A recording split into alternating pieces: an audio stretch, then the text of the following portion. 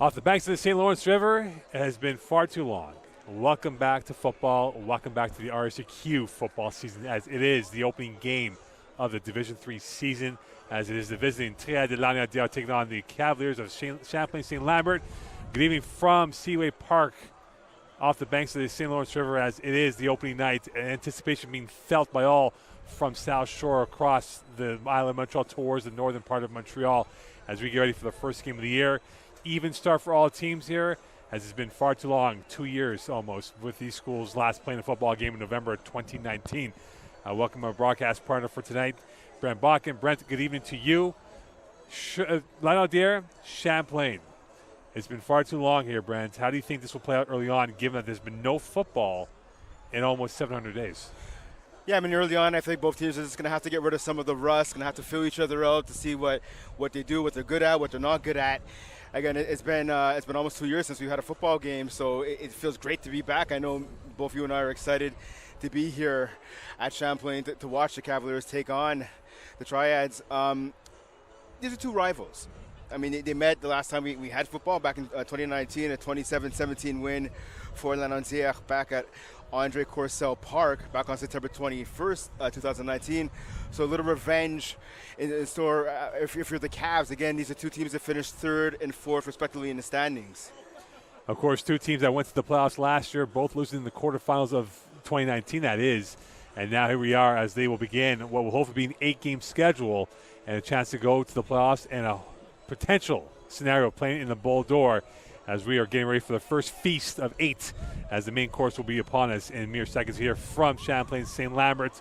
Of course, they're expecting a sellout crowd of over 350 people in the stands. As you look to our left and to our right, Brent, it is almost near capacity.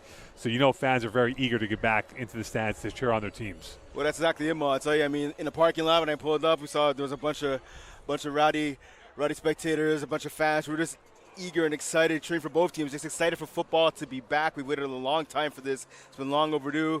I'm ready. I know you're ready, and I'm sure you at home are ready as well. Well, I must thought you were coming. That's why they were getting rowdy. So we'll see what happens here, as it is Brent Bakken's first foray into the Champlain family, as we are getting ready for the first outdoor game football being broadcasted for Division III for Champlain St. Lambert. Champlain, of course, are normally the home team, which they are, but they're wearing the blue, normally wear blue uniforms, but today they're wearing the whites with black and blue trim, as the Tirade are wearing their normal home but uniform on the road here, as they weren't able to get their uniforms on time.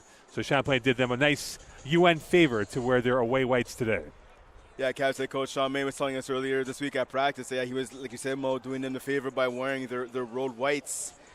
So, but you have to imagine whether they're wearing the blue, whether they're wearing the white, a little bit of black in between. It doesn't matter. Again, these guys are ready to hit somebody. They're ready to toss some passes, to run the ball, to block somebody, to smack somebody in the mouth. These guys are excited being the Cavaliers. Both teams, actually, are excited to get back to football. And, of course, the Tirade led by former Bishop Gator and former CFL player Alexander Fox, who definitely is eager about his team and what they can put up with. Of course, they did have a prolific offense 2 years ago, but again, it's been a new ball game, a new revamp, rebooting of sorts here for a lot of these teams in the RSUQ, whether it's Division 1, 2, or 3. And now we get ready for a kickoff between Champlain and Lano here from Seaway Park 3 in South Shore, Quebec. And it will be the Triad who will kick things off, as Champlain will receive it going right to left, Lano left to right. The roar of the crowd, the roar of the cleats, the roar of the shoulder pads. It is now time to have some real football upon us for the first time in a long time. And now we'll see who can come away with the W and open up the season perfect and be 0-1 perhaps at the end of the day. Solano will kick it off here from Seaway Park. It has been 671 days since the last sound of football for these schools. And we are getting underway here from Seaway in mere moments. Lanaudière, Champlain. No love lost with these two schools, and we're underway here from Seaway Park. Friday night football, you can't ask for anything better than this. You can't indeed. From the far side return, coming up now towards the middle of the field, and that will be brought down just shy of the 25-yard line, and that is where Champlain will begin with Philip Pelche, who 2 years ago, 15 touchdowns, 7 INTs, almost 1,600 yards passing in his third year. Prospect very highly sought out by the U Sports level teams. Yeah, that's exactly right, Mo. We're talking obviously to Sean Main this week, head coach of this team, along with the offense coordinator as well. they're both telling me and telling us as well that they expect Peltier. He's the next big thing, they're saying, in college football. They were really happy with the 2019 season that he had. He talked about 15 touchdowns, tied for second, and over 1,500 yards. They're expecting him to take even the next step now this year. Central figure in this offense is Peltier, and also Zach Kluche, who had 45 catches and 5 touchdowns. A lot of firepower lost on this Cavalier offense from 2 years ago. Quads left, handoff up the middle, and this will go for a few yards, and there will be second down coming up here as that was carried on by number 22, Anthony Muchacha, his first ever carry as a Cavalier, and they are now about second and about 6 coming up here. Actually, let me correct you there, partner. I talked to Anthony this week. He says Muchacha. Yeah, that's how he pronounces his last name. And that's a big run right there on first down. Pick up of, I believe, about 4 or 5 yards. Really setting the tone early on this first drive is the Cavaliers. It's going to be important to establish a run all evening long. Trips left for Peltier. He's got Muchacha in the backfield. Lionel's got 3 down linemen and 3 linebackers playing 6 DBs. Peltier dropping back, looking towards the right, going deep to the far side, looking for Kluche. He's got it, first down and more. And the showman in Kluche gets his account opened up with his first catch of the season in the first down for Champlain.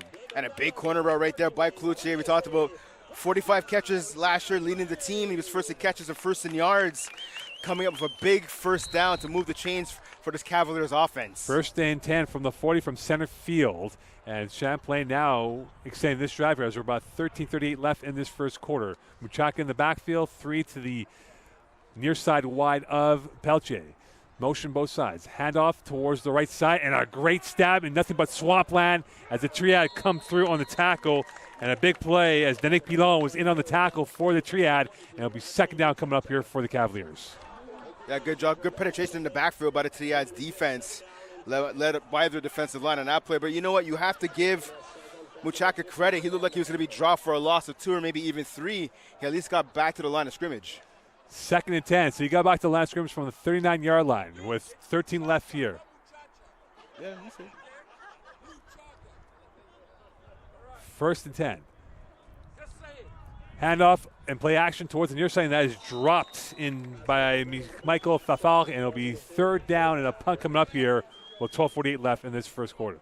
And that's going to be one of the rare drops you're going to see out of Fafar this season.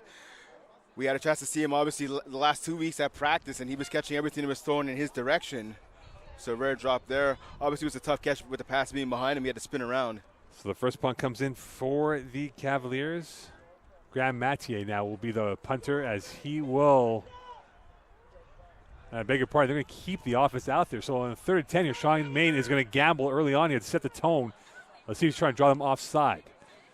Peltier dropping back 3 steps, looking towards the left, going towards the near side. That is caught. 1 move missed, 2 moves stiff arm, and that is going to be short of a first down as Kluche gets the second catch of the day. However, it will be 4th down coming up here, and now the punt will be considered perhaps by Peltier. We'll see now. Yeah, so a number of Trias players right there in on the tackle. Good job by Kluche picking up as many yards as he could. So Sean Main will go for on 4th and short. So it'll be 4th and about 3 coming up from the 46-yard line. Kluche now holding the width on the near side left. Muchacha in the backfield, 3 to the right. Peltier trying to see who's blitzing, and Lionel does not show anything at all yet. Great job by Peltier. He sees where the blitz comes from now. He audibles out of the shotgun snap.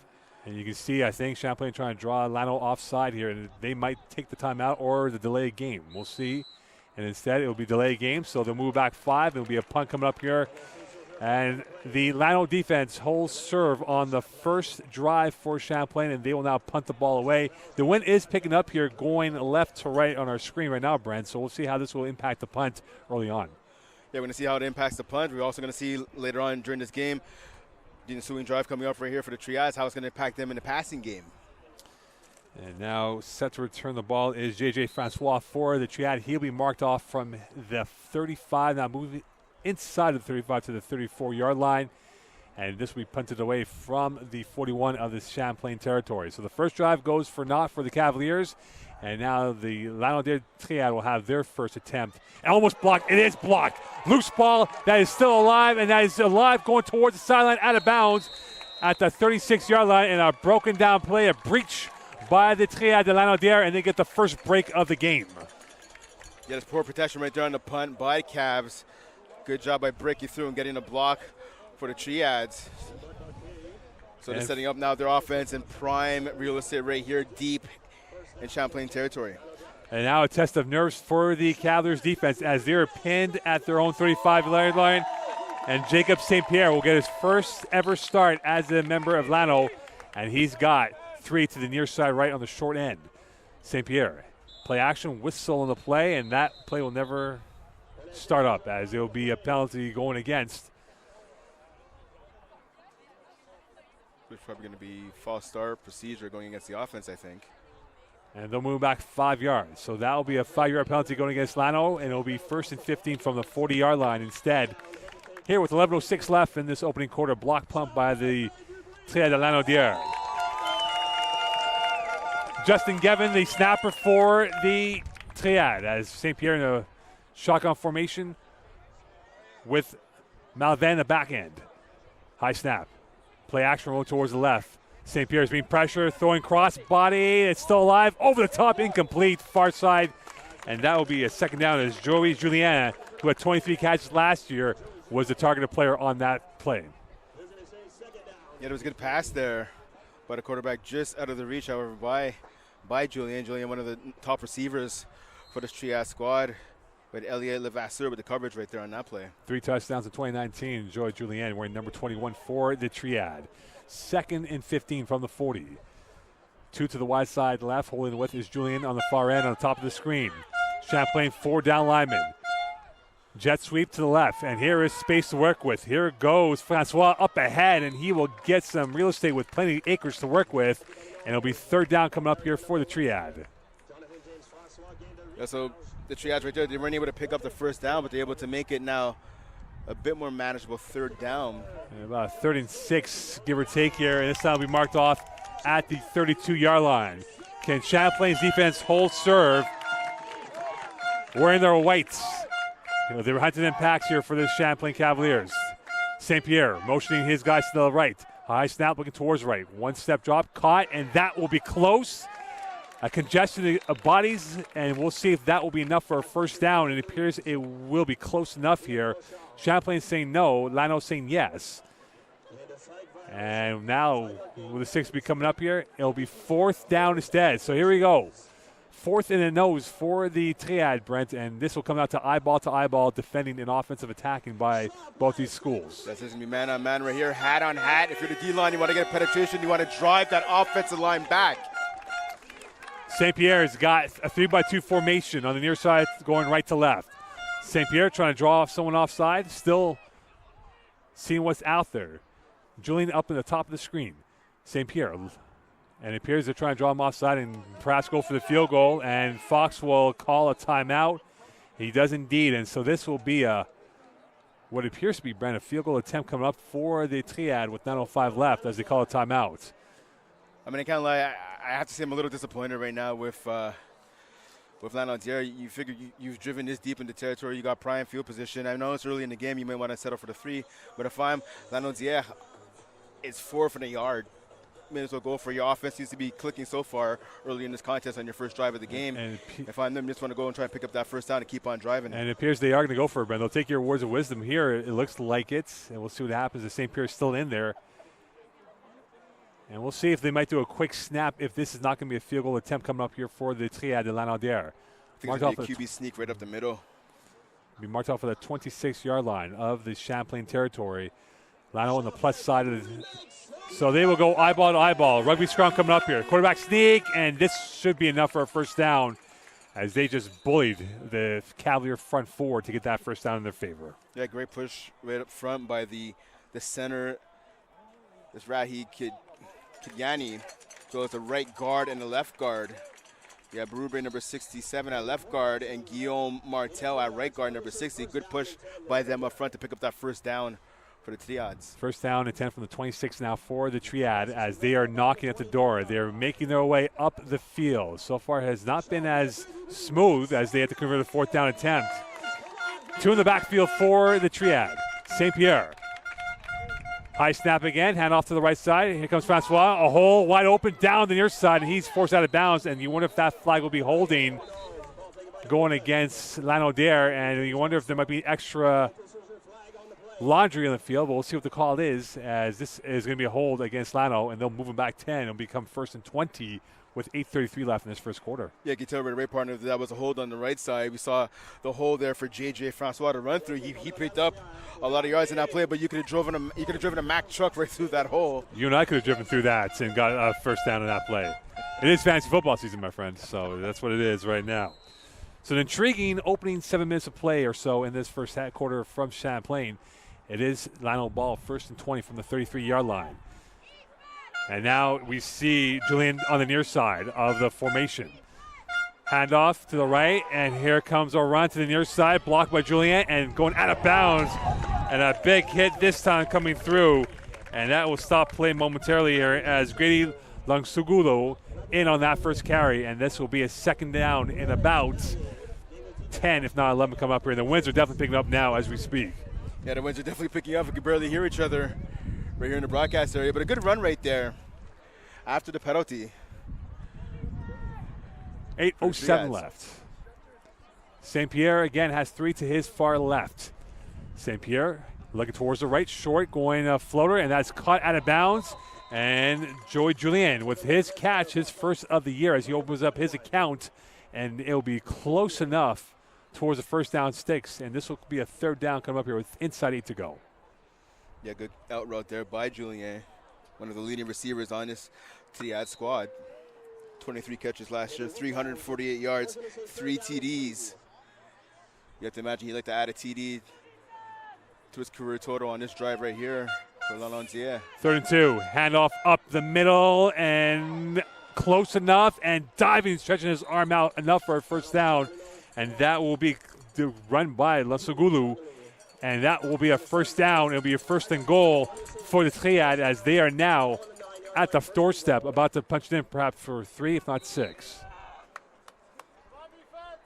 And can Sean Main's defense come up with a big play? Of course, they do have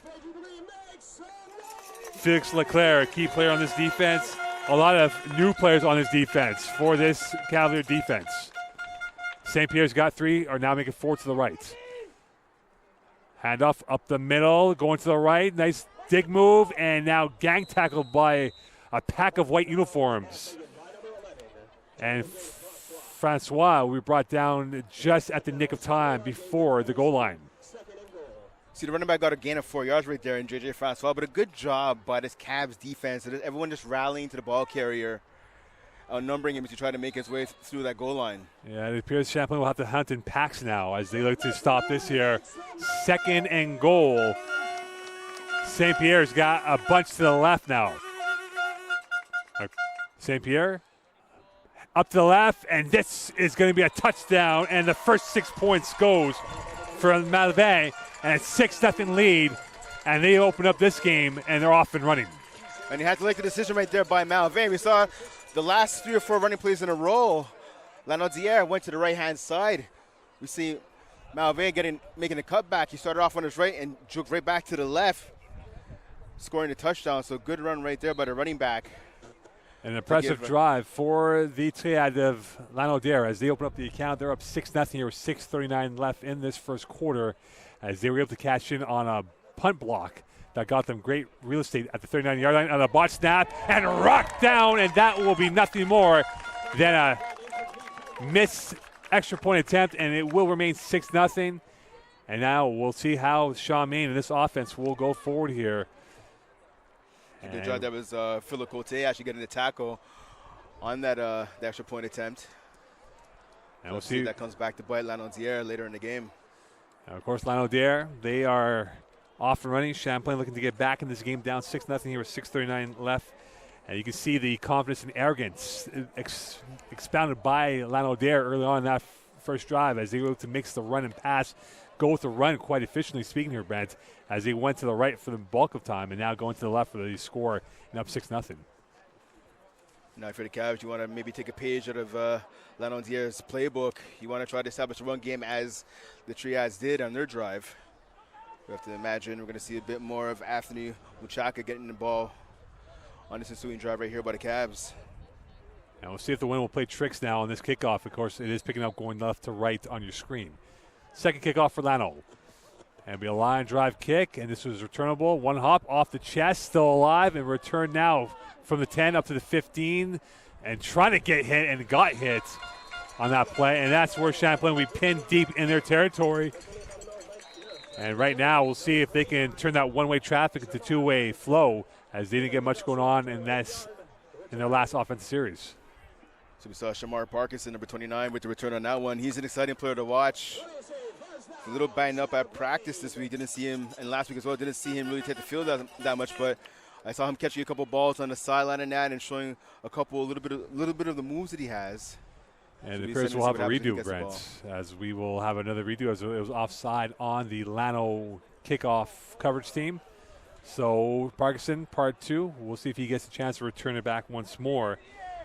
That penalty right there, that was really beneficial for the Cavs. We talked about not only did the ball get kicked deep, there was a fumble on the return. And a good job by the coverage units. We'll have to see if Lano could do that again. As a re-kick again. Returnable now to the far side. Right up ahead with momentum coming up now to the middle of the field. He's got a hole, and now we'll make it up and brought down just shy of the 35, now 30-yard line. And now the extracurriculars begins.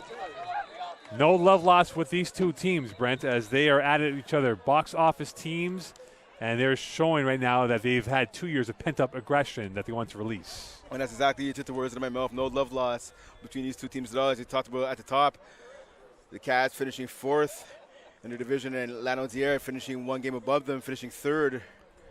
These two teams, again, that do not like each other in the least bit. Talked about as well, the Cats trying to get a little bit of revenge. Champlain will be the beneficiary of that incident of pushing and shoving post whistle, and it will be Champlain ball now from the 46-yard line, it appears, or 48-yard line to be exact here. So this will be their best starting position so far after 2 possessions of play in this first quarter. For Phil Pelletier, he found Zach Kluche, so we'll see if he finds his second and third options on this drive. You have to look for Kluche to make an impact, for Fard as well. First and 10 from the 48. 2 to the near side left. Tight end to the right of the formation. 3 down linemen for the triad. Handoff up the middle, and this is going nowhere but a wall of navy blue and green pant uniform players. Good job by the Lano defensive line is standing up. The Cavs offensive line at the line of scrimmage. And you can see the 5s out there as Francis Lord coming in on the tackle, along with Danik Pilon, who's had a strong game so far in this first quarter. 5:35 left. So 2nd and 9 from the 49. Can Champlain establish that O-line dominance of leaning on their opponents here in this first quarter? Peltier's got a tight end to the left of the formation. 3 to the near side left. Peltier, motion, dropping back 3 steps. Look, he's got plenty of time. Looking to launch, pressured out, looking over the middle. That's caught and hit just shy of the first down. And that is caught by number 21 and Will Demore, and he'll be short at the midfield stripe line, and he was brought down by 3 Triad uniforms. There's only a pickup of about 6 yards on that play, but a good job by Will Demore. He was running, he found a soft spot in the zone, he sat there and waited for the pass, making himself a good check down option for Peltier. Inside 450, 3rd and 4 from the 54 of the Champlain side of the territory, looking to get into the plus territory for the first time today. Peltier has got a running back behind him, 2 to the near side left. Dropping back 1 step, looking, launching towards the far side, caught, and that is going to be close to a first down and brought down. And you can see that is Kluche, his 3rd catch, or a big part, 2nd catch of the day. And this will be the first down for Champlain.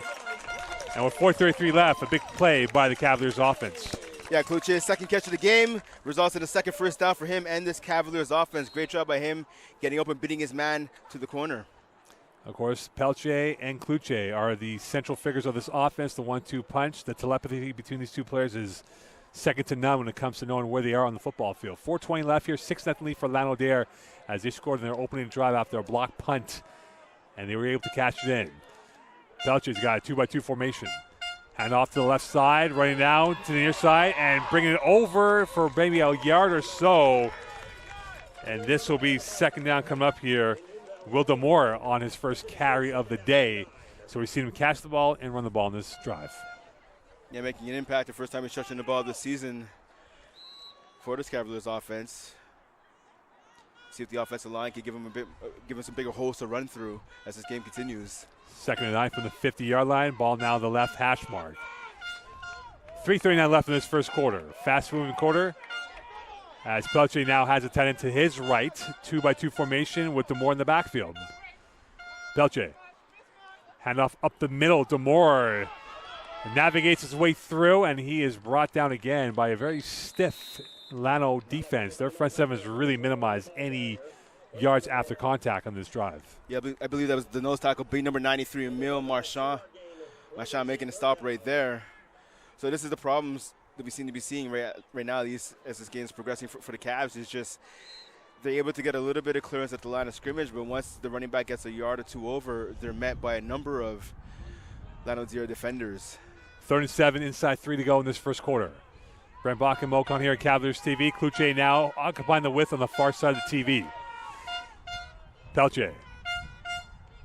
Dropping back 3 steps, looking towards the right, launching towards the far side, looking for a man. No one but the Champlain bench as he was trying to find Cloutier and couldn't get it to him, as that it will be a 4th down coming up here with 2:40 left. And you're Charmaine, no man's line. What do? Flag on the play. Yeah, there's a flag on the play. I believe it's actually going to go against the Cavaliers. Nathan Dufour in on the coverage for the Triad.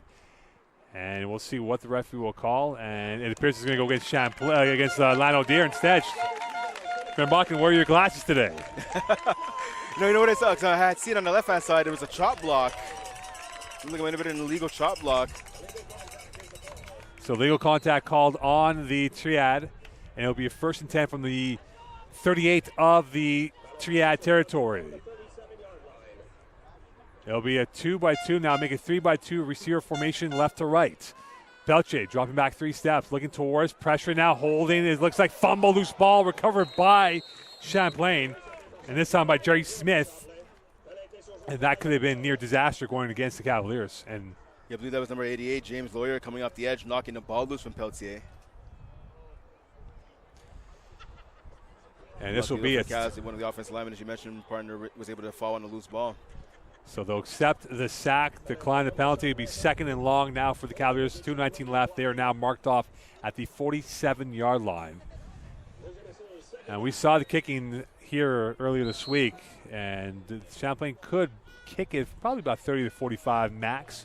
So just outside the territory of where it is on a 2nd and 18 coming up here for the Cavaliers. Pelcher's got 3 to the right. 4 down lineman for the Triad. Pelche looking towards the right, launching, going deep in a one-on-one situation, and that is incomplete. And that was intended for Noah Sassy, looking for his first catch of the season. And it'll be 3rd down, as that ball had a lot of depth and not enough touch on that. And that's exactly it. I mean, Pelche right there showing off his arm strength, but again, you have to throw for a little bit more touch, as you talked about, partner, to be able to complete that pass. And now, what will they dial up, Coach Casey and Coach Main, on this 3rd and 18? You wonder if a screen might be in the cards here to try to get this a little bit easier from a field goal perspective, if that is what they're looking at this moment. That would be the smart call right here on 3rd and 18. Pelche looking, stepping up, going deep down the left side, picked off. And that is a huge over for Lanaudière, picked off this time by number 22 for the Triad. And a huge play for the Triad as they get the first turnover of the day deep in their territory. But, Brent, that is a huge play by the Lano defense. Oh, definitely. I mean, you can't blame Peltier for going for Cloutier, but he has to throw a better ball than that. Cloutier was open. Cloutier had at least 2 or 3 steps on his man, but we saw the defensive back just stop running with Cloutier and just jumped up and made that pick.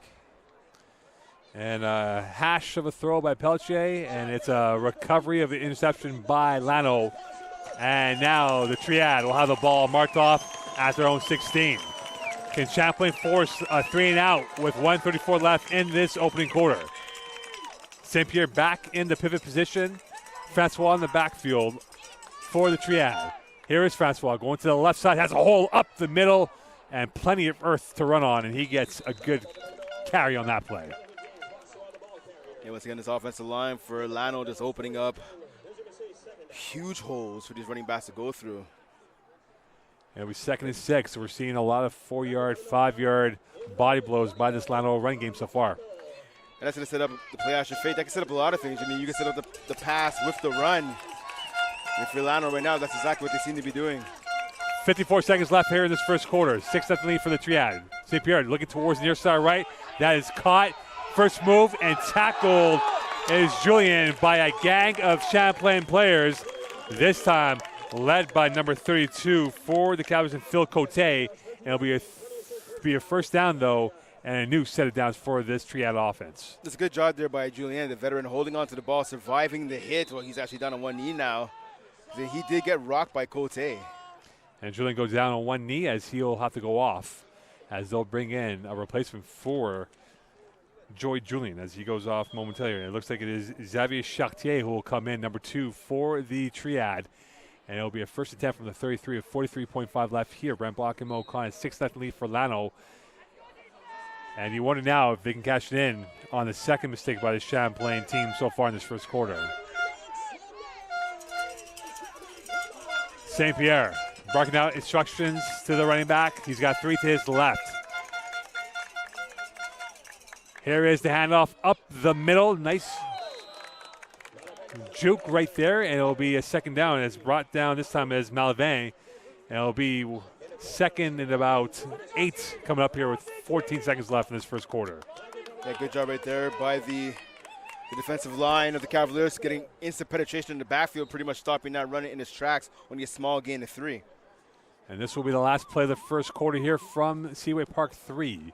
St. Pierre's got a crowd source of 3 to his right. Can Champlain find a turnover or force a punt? St. Pierre, jet sweep to the left. Going up is Francois. Nice move as he gallops up ahead. Enough for a first down and more. And that will be it for the first quarter of play, as that was brought in by Longulo, and that will be it. And at the end of the first quarter, Brent Block, and it is Lano with 6, Champlain nothing, and it was all Lano on that offensive drive.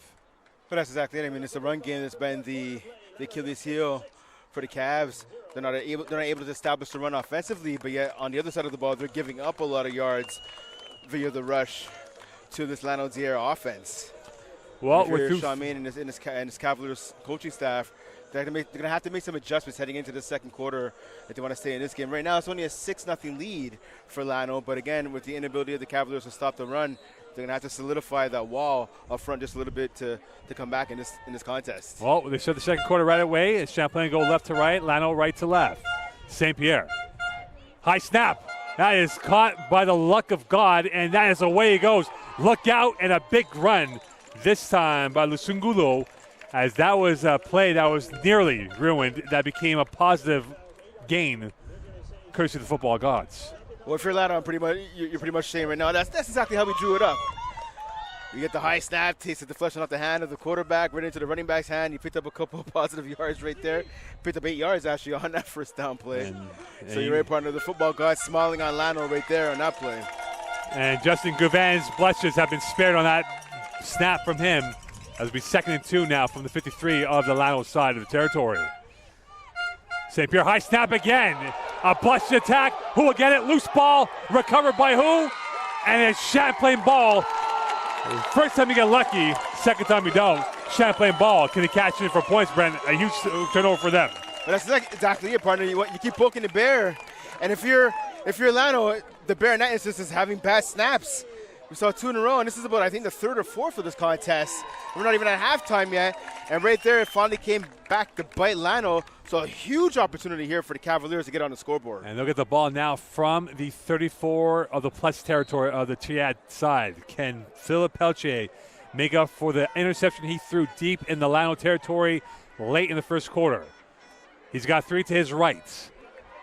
Running back to his right now, as Lano has not shown anything yet from the first audible. Here's Pelche looking towards the left. 1-step drop and a one-hopper.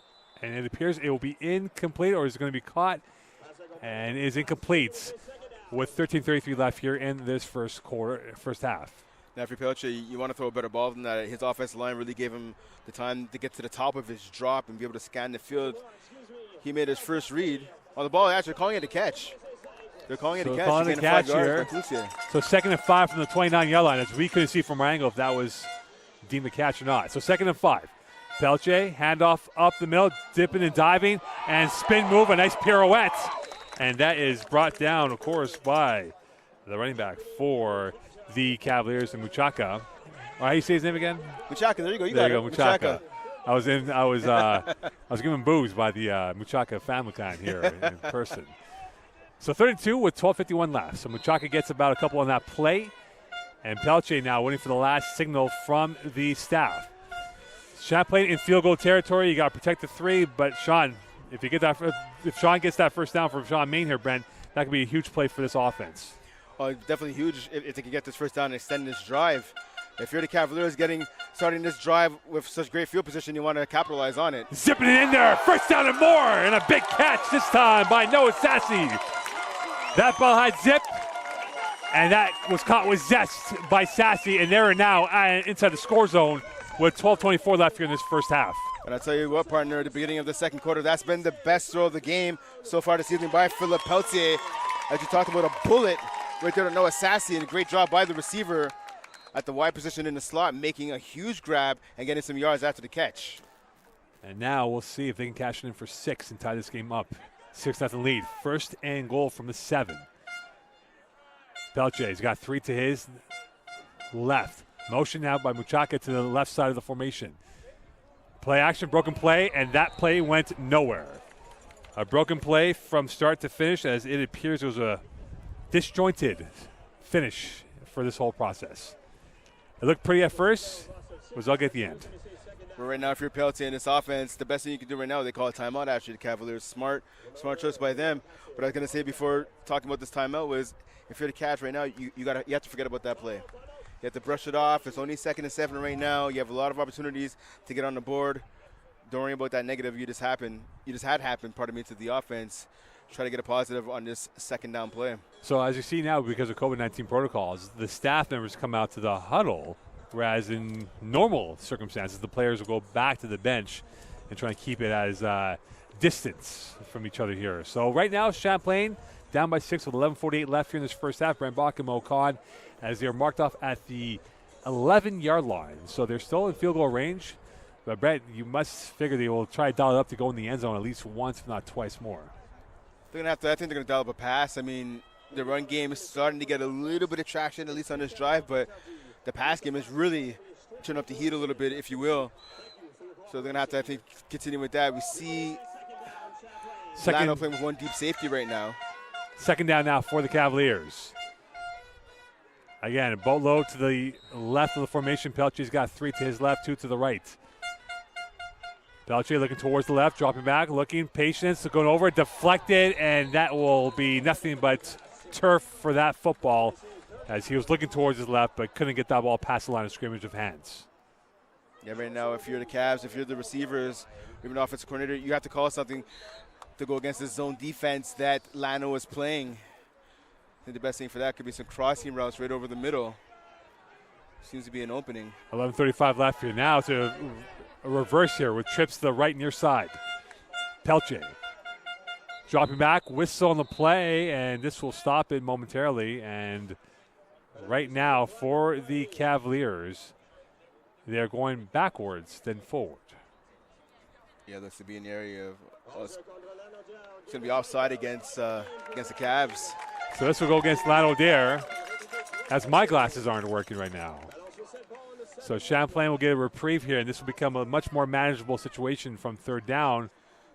But we'll see what the referee is calling here, as Alexander Fox is pleading his case, and this will go against Lano. And this will now become 3rd and Okay, so the referee, kid, this is why I said it was offside against the Cavs, because the referee signaled offside, but he pointed in the direction of the Cavs. Now he corrected himself.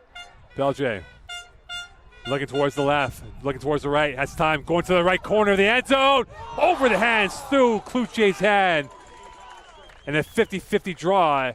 It goes in favor of Lano, and this will become 4th down. If you're Sean Main, Brent, do you go for the 3 or the 6? No, you have to go for the 3 right here. Guaranteed points. You have a reliable kicker in Grant Mather. Unless he looks to be the one that's trotting onto the field, the rest of the special teams unit. So Mather will come in for his first kick of the day. And this will be from the right hash mark. So a little bit of a hook shot that will be required from the right footer, as he was kicking it from distance in practice from about 35, 40, and 45 max. But this should be at an easy viewpoint here for the kicker. So this is marked off from the 15-yard line. Could be a deemed chip shot here. Ball down, foot through the football. 6-0 lead becomes a 6-3 lead now for Lanaudière with 11:03 left here. So cash it for three, Brent. I'm sure Sean would love to have the touchdown, but they're now halfway to the deficit of what is being presented by Lanaudière. Well, that's exactly it, partner. I mean, if you want to come away with 6 or obviously 7 points, but to come away on this drive at least with 3, you have yourself on the board. You're getting a little momentum offensively. They're able to move the ball a little bit via the run and the pass. So now for the Cavs, the biggest thing you take out of this drive is the momentum you got from it, and now you want to carry that into the rest of the contest. Well, we'll see now what Lano does as they'll get the ball back for the third time today. It has been a 50-50 split, touchdown, and then, of course, the botch snap that resulted in 3 points for the Cavaliers here from Seaway Park 3. Home opener for the Cavaliers as they will be on the road next week. Their next home game will be on the 19th on a Sunday afternoon.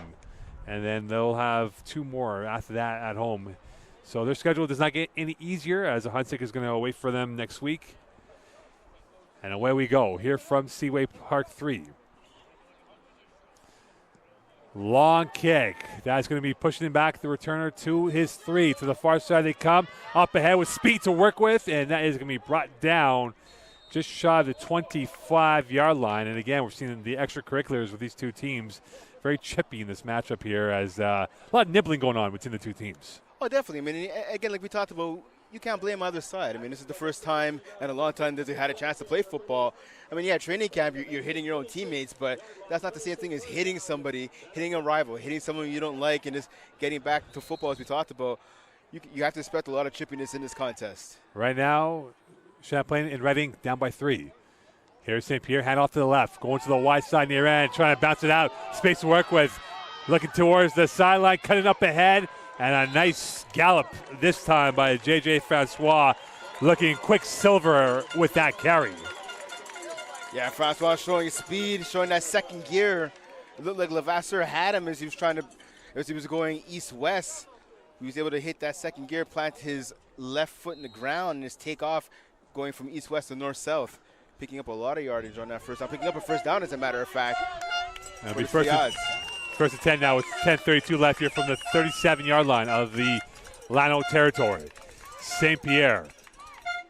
Handoff and devoured this time by the front 4 of Champlain, led by Francois Richer, as Richer gets his first tackle of the day, and that's for a loss. It'll be second and long coming up here for the Triad. Yeah, big play right there by Richer, one of the veterans returning on this defensive line for the Cavs, making his presence felt. Huge tackle right there.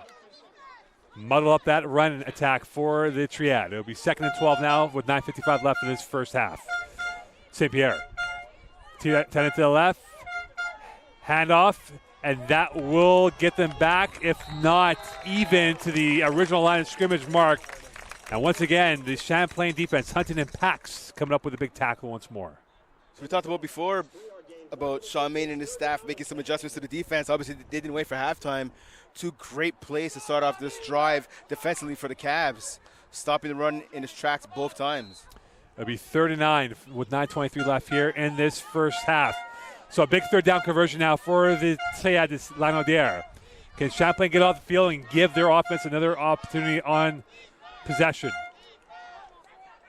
Swing pass, right side. Dead to rights, evades 1 player, 2 players, 3 players, and tackled. And a big run by Lasungulu, and he almost had a chance to be caught for a loss for 5, and actually got a positive out of it, and becomes a punt situation for the Triad. If you're the Cavs right there, the best thing you can say is third time's the charm. They missed the first tackle attempt, the second tackle attempt. Finally on the third, they brought the running back down and are forcing a punt by this Lano squad. Well, the extra insurance policy of the Champlain defense came down on that play to make that. So it'll be with 8:54 left here, punt from the 39. Can Champlain return the favor of a block punt, or will Lano get this off with ease? Coming through, almost blocked. And that is actually shanked. Or at least a hand on it. And that was shanked, and it goes out of bounds, and this will be a flub, A hash of a 15-yard punt. So Champlain will get it literally at the midfield stripe. And once again, they'll get great real estate to work with here, Brent. But that's exactly it. And we saw the Cavs take advantage of that last time around, so hopefully they can do it again. Try to either to get within a point via a field goal or to take a lead with a touchdown. Can Perry be restored in this first half here? Champlain has a chance to tie or take the lead on the touchdown with 8:32 left here in this first half. Brent Bach and Mo Khan here from Seaway Park 3. Peltier's got Cloutier to the near side right. All by himself. He's off the line of scrimmage with a tight end to the right of the formation. Motion now from both ends. Peltier looking towards the right. Looking, launching. Caught behind the line of scrimmage. And brought down right away is Fafal, his first catch of the season. And that'll be for a 2-yard gain. Second down coming up. Or a 1-yard gain now officially. Yeah, 1-yard gain. I mean, it was hard for Fafar to get anything after the catch. I mean, he caught that in full stride, but he had to twist his body around to get upfield. 7:54 left here, 6-3 lead for Lano. So Lano's offense has kind of gone dry, and now Champlain looking to rev up their offense. 3 to the left. Single back formation. Peltier dropping back. 3 steps, looking, pressured. Flag on the play, evades it, going over the head, intended for Sassy, but a flag on the play on the near side. And Lano's pointing towards Champlain. Yeah, it looks like it's going to be holding going against Champlain on that play. And we'll see how this will impact the conclusion. And this will be going against Lano, in fact. So right now, the Triade de Lanaudière has had the monopoly on penalties in this first half here, Brent. Yeah, it's 10-yard penalty going against Lano right there. So again, you talked about, partner, Lano getting a lot of the penalties so far in the first half of this contest with 7:30 remaining. The Cavaliers taking advantage to see if they can continue to do that on this drive. 7:24 left here in this first half. Brent Bach and Mo Khan here. It's a 6-3 lead for the Triade de Lanaudière against the Cavaliers of Champlain. And for those who are watching this game, it's not a Lano home game. It's a Champlain home game where they're away whites. Peltier dropping, looking, pressured. Will he take off? Launching across body. Caught! Up ahead to the field. Center field they go. Brought down Justin Parker. First down and more with 7:04 left here in this first half. Great job by Parker right there. He found a soft spot in that zone defense being played by Lano. Able to pick up a ton of yards right there and get some yards after the catch as well.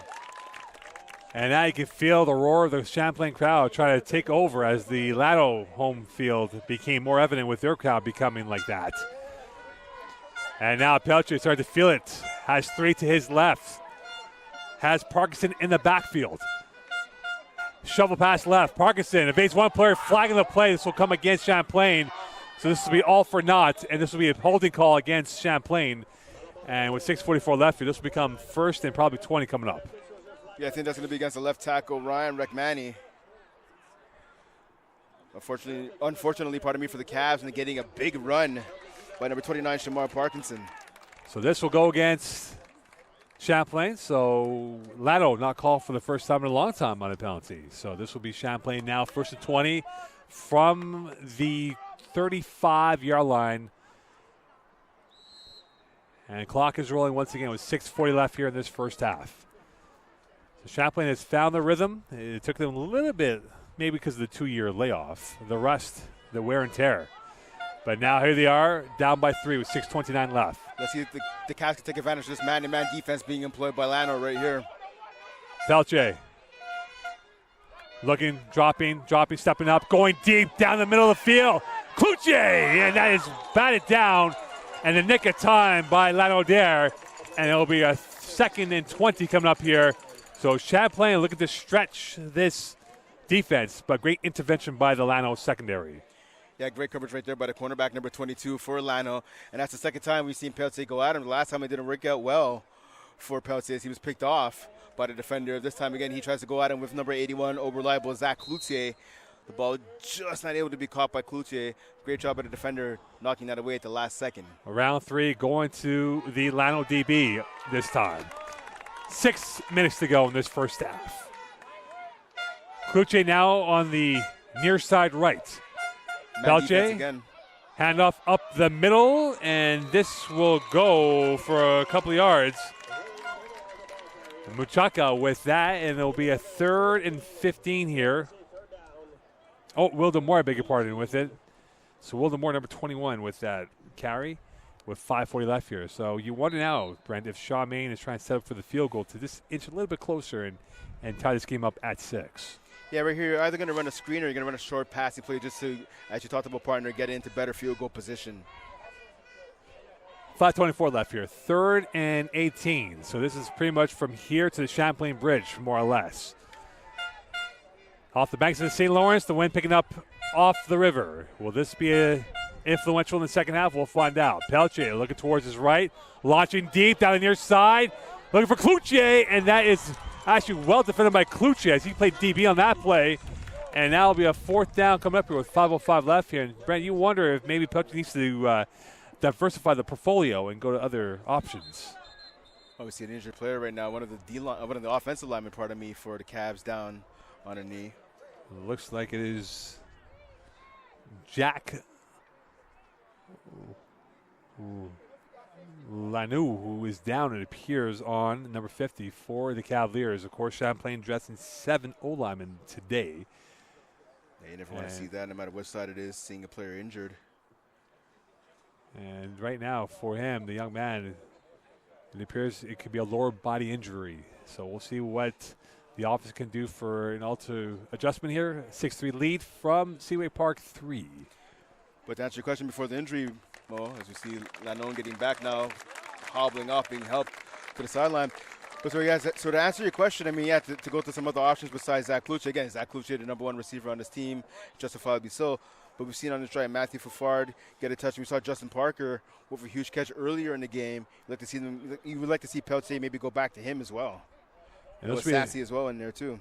And this will be a field goal from the 40-yard line for Matt. And this is almost dead center field. So he has the leg. The question now is, can he just provide the trajectory and the dip on it to have a perfect ending? High snap, ball down, kick is up, and good. Parity restored, 6-6 game. Champlain back in black ink here with 4:52 left. Yeah, great field goal right there. Just getting it in there at the last second, just escaping the bar. Good job by Mather. And with that 6-6 game, Champlain has chipped away, and they are now back at parity with the Triad, who will take it from the 35-yard line as opposed to the kickoff. And what will they do now with Jacob St. Pierre, who's had a up and down start to this game so far? Not much of a influence yet, but we'll see how he will roll along here in this first half. Late players getting on the field for this Cavaliers defense. Jet sweep left. Here's space to work with. Look out. Down the sideline they go. Place to work with. He will not be caught. This is going to go for 6 for the Triad. Touchdown. J.J. Francois had the afterburners on. The lung buster was on, and he was gone. And that's the speed right there that Francois has. We've been seeing it all evening. With a 65-yard TD run right there, he really turned on the afterjets. A lung buster right there, and a 12-6 lead. And just like that, Champlain down by 6, pending the extra point with 4:3 left here. But that jet sweep came on the short side of the field and not touched at all. Yeah, it's a shame for the Cavaliers defense again, coming off a strong last couple of series when they've been on the field. To give up such a big play. Again, they just got the field goal to tie this game up at 6 apiece, and to give up a long 65-yard TD run to Francois right there. That's not what you want to do if you're the Cavs. Francois looking like Raheem Mostert running down the sideline untouched. A much faster version of that. And a flag on the play. It appears there was a man late on the field, so Lano will bite the bullet and take the 5-yard charge. And that lung burster by Francois was speed after speed. That was fast and furious on that play. Yeah, the afterburners were on, my friend. He turned on the jets. He was gone. And now Lano will make their last adjustment, and you can see a hush in the crowd now as it has. And with 4:3 left in this first half, one and done play, that went for 6. And the kick is good, and it's now a 13-6 lead with 4:3 left here this first half here. Brent Bach and Mo Khan And right now, for the Triad, they regain the lead in the pole position going towards halftime. Yeah, they have the momentum. The pendulum of momentum has swung in Lanau's favor. But again, 4:30 remaining in this first half. The Cavaliers have plenty of time to get it back swinging in their direction. You got Francois oozing with intent on that play. That is what you call university level speed, and that is a kid who will definitely get looks at the next level for the RSQ, OUA, or wherever he desires to go in his next phase of his academic and athletic career. So good game here, 13-6 lead for the visitors from Lanaudière. Champlain looking to get their first win of the season, the first game of the year. And now we'll see how they will react. It appeared momentum was, as you said before, swinging towards the team in white, but that was not the case to be. And now it's back in the team in navy blue with green pants. Not a bad uniform combination, the navy with green pants. May not be a fashion look for a night out, but for football, not that bad. 4:3 left here in this first half. Choppy kick, return a ball on the near side, up ahead now to the 30 it comes. A hole to work with, and a great run. On a fumble. And a fumble. Yeah, Fafard lost that ball.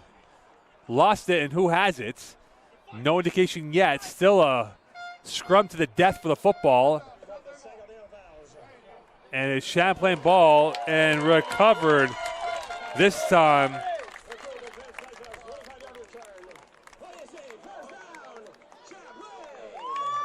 And be Champlain ball here, and that was a play that almost created a blush for Fafal on that opportunity. He had the hole. I think he saw a touchdown and didn't realize he needed to protect the football net. He had the hole. He was taken down by an ankle tackle, and I guess before falling to the ground, he lost the ball. Again, it was a 25-yard return. That's 38 now, so this is where they're marked off. With 4:11 left here in this first half. Brent Bach and Mocon, 13-6 lead for Lanaudière. Two to the near side right of Peltier. Looking towards his left, looking, launching, throwing. That is caught by Cloutier. Space to work with. He trucks over and goes out of bounds. Enough for a first down, and this will be marked off at the 53-yard line. His third catch of the day. And that's a great response right there by this Cavaliers offense. Peltier to Cloutier once again.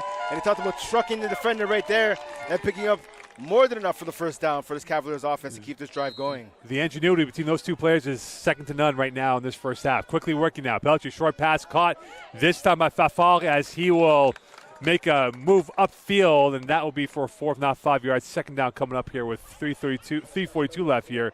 Champlain going to a really no-huddle offense, more or less. Yeah, times of the essence right now. 3:35 and counting remaining in this first half. So if you're the Cavs, you want to obviously operate your offense a little faster and also to tire down the Lanau defense as well. Into the plus territory. Peltier looking towards his right. Going to the wide side. Cloutier hands near their sidelines, out of bounds at the 40-yard line. His fourth catch of the day. And right now he has bamboozled the Lanau secondary the last couple times. You see some of these Champlain players who aren't dressing for this game sitting right in front of us. They're all giving that Ezekiel Elliott hungry sign, feed him more. And that's what Peltier is doing to Cloutier, feeding him the ball time and time again. Yeah, that's a good comparison to Zeke Elliott to Cloutier. Zeke had a great game against the Niners many years ago. And yeah, see Fafard down on the far sideline on one knee. Fafar will go off, and they will bring in what appears to be, from our vantage point, try to get the number correctly here, is Felix Daniel, number 6, in the game for the first time today. So 3:12 left, clock is rolling. Champlain now sensing blood in the water as they are now trying to get themselves back in this game down by 7. 3 to the far side left. Single back formation. Daniel playing the right slot back. Peltier looking, stepping up, thrown over the middle. That is caught, and that is caught by 15. And Noah Sassy, who has become a very good complement to Cloutier as a 1-2 punch. But that's exactly what Sassy, again, we saw the speed on his first catch of the game. We see right there using his smarts to go along with his athletic ability. Again, finding a hole in that zone, sitting down, making himself an easy target for Peltier right over the middle. And a whistle on the play as that slows down the momentum for Champlain, as now the referee will jog its way towards Sean Main's side of the field. And Right now, you can feel Champlain's running almost a press fest offense here, trying to press it up here. No stopping. Now they'll come out to the team huddle along with the triad coaches. So again, a new not gimmick, but a new look here for these coaches to come out to them as opposed to going towards the bench here, which actually saves time at the end of the day. Well, that's exactly a new look and a new way of doing things. And as we've seen with COVID-19, there's a lot of things that have changed since 2019. This is one of the many things that we're seeing, as you talked about, both stats, coming onto the field when there's a timeout. It's almost like Uber Eats. They come to you. Yeah, exactly. That's what it comes down to here. 2:50 left here in this first half here. Brent Bach and Mo Connie here on Cavaliers TV. The first game of the Cavaliers season. First game in 18 months since the basketball provincials at Dawson College in 2020. It feels like it was eons ago, and that was 18 months. And here we are, Champlain back on the field with Lanaudière. Both schools, a sense of relief that they're here. They finally reached this point in the first step towards hopefully normalcy. And away we go. 13-6 lead for the visitors. Pelcher's got three to his left. Play action, looking. He's rocked and through the fingertips. And oh my, that could have been even worse for Noah Sassy as he saw Zach Lecousier, who had him dead to rights on that. Yeah, if you're Sassy, though, you got to make that catch. You have to go up with two hands. He put one hand up there to try to haul on that ball, but yes, he did see the defender coming, but you made a lot of plays in this game so far for your offense, especially on this drive. You got to go up with two hands, take the catch, even though you're probably going to take a big wallop right after. That would have been a hit of blistering ferocity coming in from the secondary of the triad back end. Pelche looking towards his right, stepping up, hitching. Now looking to his left, dumps it off. Space to work with. Down the far side they go. And a big play and run by Will Demore. And you're seeing Pelcher really buy himself time in the pocket, stepping up and dumping it off. And so we see the 16-yard gain right there on the catch by the fullback, Will Demore. But won't show up on that stat sheet, though, is the quick thinking by Peltier. He was looking to his right. He was flushed out the pocket to his left. Nothing was there. The last second he saw that check down option in Demore. So good job by the quarterback getting rid of that ball to the open man. And, again, Demore picking up a lot of yards after the catch. You think about Champlain's offense from 2 years ago. They lost 4 receivers in the top 20 receiving, and now they're trying to set up a new class of receivers. From the 10, 1st and 10 now. Pelche dropping back, looking towards, swing pass, caught, spin move, and that is going to be going for positive yards by Will Demore. As, again, when you look at that play once more, Brent, he kept on dancing as he was lined up as a target threat for the triad defense. Yeah, great show of hands right there by Will Demore. Looking like Kyle, you check out the backfield in this Cavaliers offense. Good one-hand grab. He's able to get a couple positive yards out of it. Did a pirouette on that play, and it's now 2nd down here with 1:49 left. Field goal range, no question, for Champlain, but they want 6. Pelche looking towards his left, pumping. Going to the left corner, open, cut, touchdown, Champlain.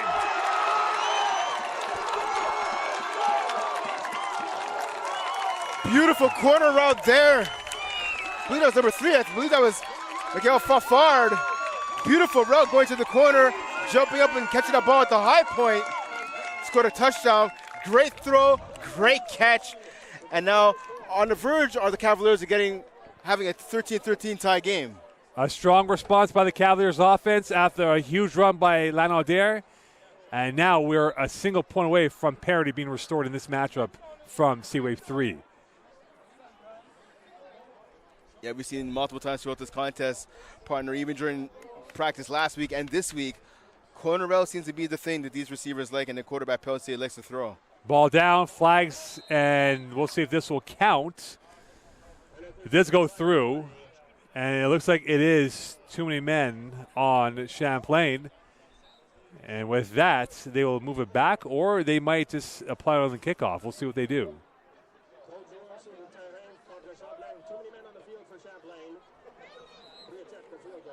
And now looks like we're going to have a re-kick. John DeLallo, the head referee of this matchup, will have a redo again. So part 2 will come up here for this Champlain team, trying to tie it up at 1:35 here at 13-13. And the funny thing about that penalty was the guy who came onto the field last wasn't able to see what number that was, but he came on late.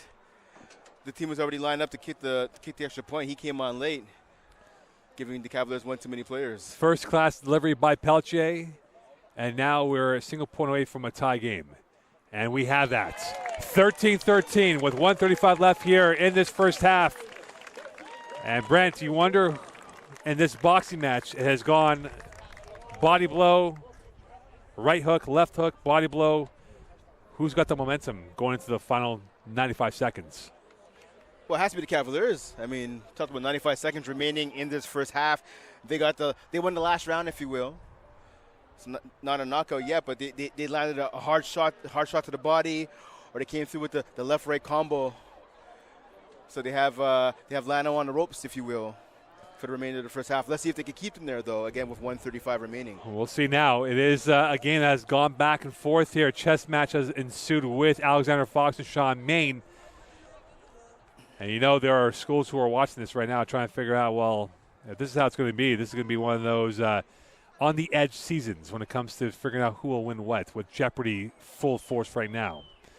Kickoff now for Champlain going left to right here with 1:35 left. A line drive. This might take a hop. It does indeed. Returnable now to the far side.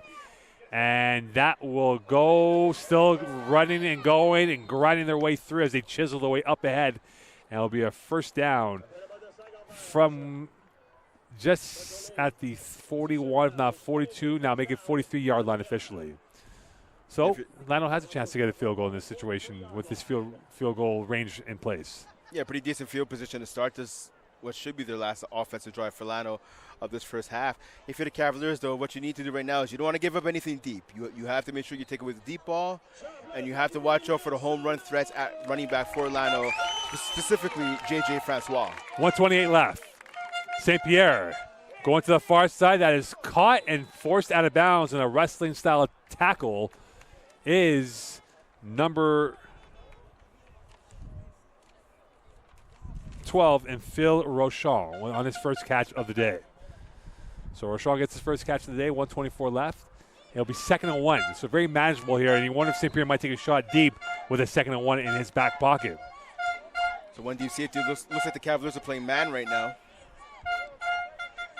St. Pierre looking towards his right, going short again towards the sideline, and that's an easy pitch and catch for Joy Julien and St. Pierre. It's almost like a daily double between those two guys coming up with a big play once more. Yeah, dink and dunk being employed right now by the Lano offense, but it's effective. They're able to move the chains now on the Cavaliers side of the field. One thing I realized, playing outside, working outdoors, it is very chilly outside. Definitely. Very chilly outside. 1:20 left here, 13-13. Lano on the plus side of the territory. St. Pierre, one-step drop, going towards right, looking for the fade, and that is incomplete. No flag in the play, and it appeared that Joey Julien was held up slightly, but wasn't called. He was definitely held up. I was just waiting for the flag to be tossed on that play, but for the Cavs, they're catching a break right there. And it'll be 2nd and 10 now from the 50. So well out of field goal range. St. Pierre will need at least another 15 to 20 yards to get this into field goal range. St. Pierre, empty backfield, dropping back 3 steps, going to the right again, and that is too much meat on that pass. Intended for Alexis Bilodeau, who had 21 carries for 115 yards in 2019, and that'll be a 3rd and 10 coming up here. Now, if you're Sean Main, do you dial up the defense and send a blitz to kind of force them a little bit here? I think you do send a blitz. I mean, again, 1:13 remaining in this first half. If you're the Cavs right here, if you can get a stop on 3rd down, you'll get the ball back. 1:13 left, 3rd and 10. Champlain perhaps showing a blitz with their linebackers coming in from the 2nd level as now they readjust St. Pierre in the offense. Going to drop off to his zone. St. Pierre's got 3 to his left. 2-step drop, going deep right side. And that ball is sent to the Champlain bench as that ball was zigging and the receiver was zagging. And with a 4th and 10 and 1:09 left here, the Cavaliers might have a chance at perhaps getting themselves in scoring range. As we saw, I believe that was number 20, Felix Leclerc, and number 45, Michael DeSeta, who came in on the blitz for the Cavs, causing the quarterback, St. Rose, to just he had to get rid of the ball really quick. So good job by the Cavs defense right there. 1:09 left here. 13-13 game. And now it is going to be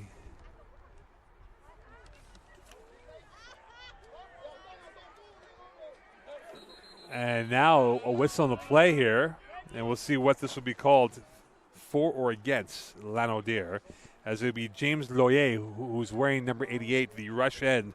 So when you are a defensive end that can punt, I don't think you want to go attack that ball. He might knock you over on the punt.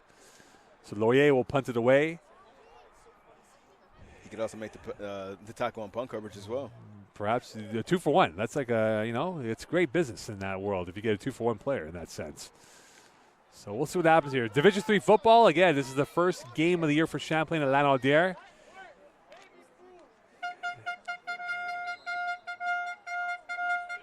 And here is Loyer. He's waiting for the snap, and he gets it.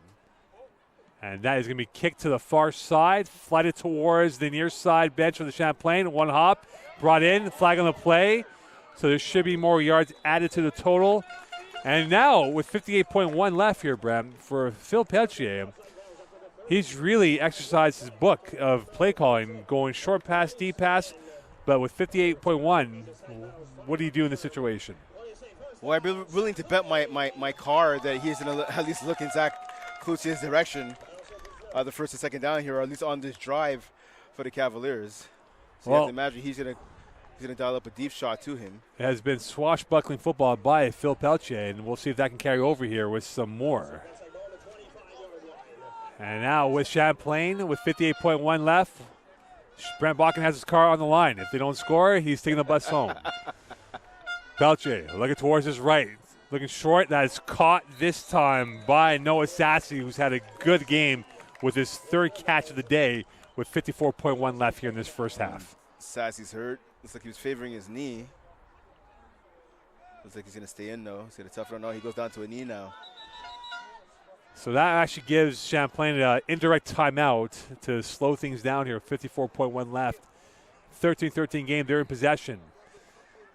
So we'll lose Sassy for at least one play. We'll have to see who comes in for him. I believe it might be number 6, Felix Daniel. So Champlain now looking to grab the pole position going into halftime. They have the momentum. Sassy will be brought off the field here. And they are smelling more of an opportunity. Their tails are up right now, Brent, to get this points here. But for Lanaudière, can that secondary contain this receiving core for Champlain? Well, they're going to have to. I mean, again, it's tied up at 13 apiece right now. You do not want to go into halftime if you're Lano being down a score. 2nd and 7. Peltier looking towards the right, going towards the sideline, and that is incomplete. The execution and vision was there, but the conclusion for Cloutier was not. Yeah, it looked like the quarterback and receiver were just not exactly on the right page right there. Saw Peltier obviously thinking that Cloutier was going to stop his route with a hook on the sideline. Cloutier thought Cloutier looks like he wanted to take that route just a little bit deeper before turning around. Looks like the ball kind of caught him off guard in terms of how fast it got there to him. 45.4 left here, 13-13 game. Peltier's got 3 to his right, single back formation, 4 down linemen for the triad. Peltier looking towards the left, spins out of the hell, going deep down the sidelines far end. That is deflected and tipped away at the nick of time, as that was well played by the triad, and this will be a 4th down coming up here.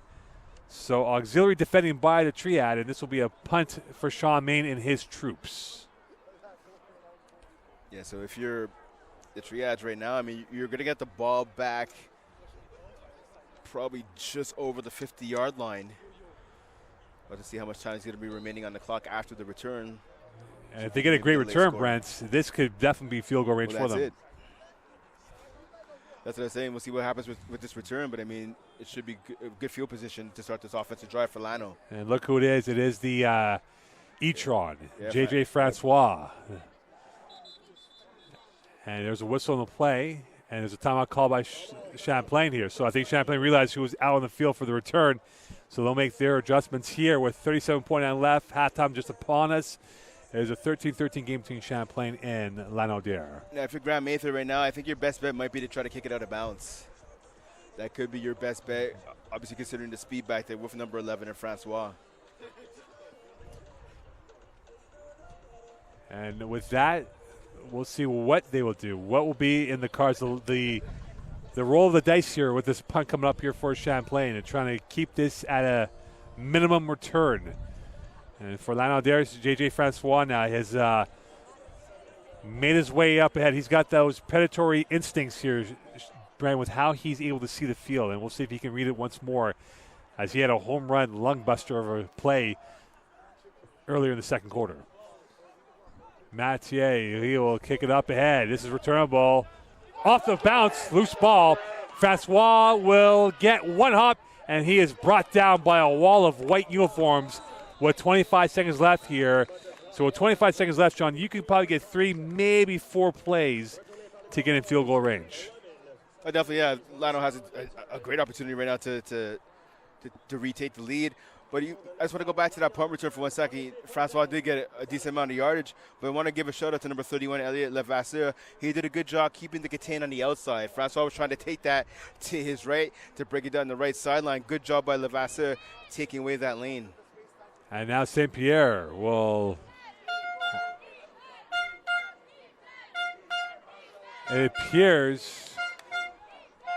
It is going to be, I beg your pardon, in the backfield, Lasungulu in the backfield, as Francois now not in the game for the moment. Cover 2 being played right now by the Cavs. Handoff, Lasungulu going to the right side, and he's got a hole, and he will get this into the 40-yard area. And now, with 18.5 left here, it gives Alexander Fox a little bit more of space to work with here to play his game in his hand. Exactly. He has a lot of time to take at least 1, maybe even 2 shots to the end zone. So now ball marked off at the 39-yard line. Cote in on the tackle. Francois now playing the left slot back inside. Mansogulu, the single back formation. St. Pierre dropping back going to the right side. That's another pitch and catch and brought down in front of the Champlain bench. Brought down by... And that's Vadero in on the catch.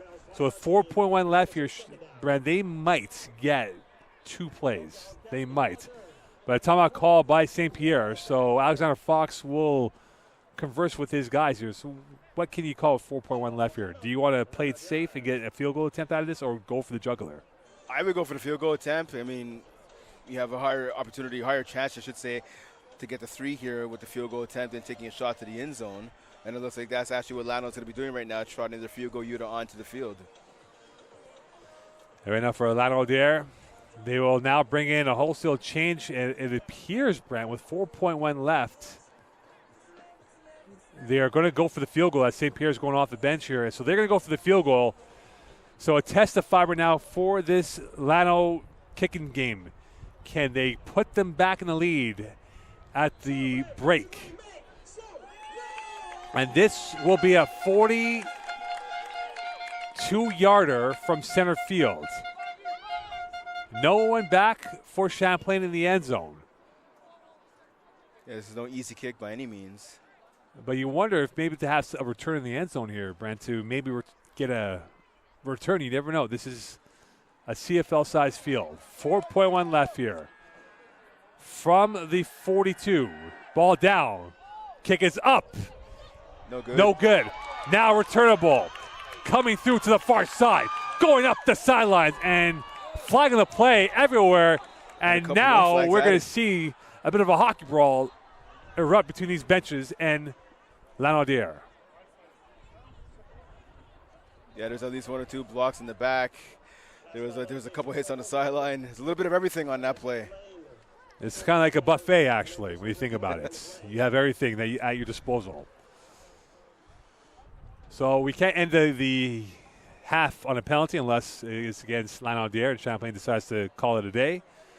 But we're looking at a 13-13 game to end off this first half. Yeah, we'll have to see what happens with these penalties. We see Lanaudière is walking forward, which means the Cavs offense is going to be walking backwards. But I think at that point, you just take a knee and call it a day. That's exactly it. Yeah, that'd be the smart thing to do. You don't want to have any costly turnovers right now. If you're the Cavaliers offense, just take a knee.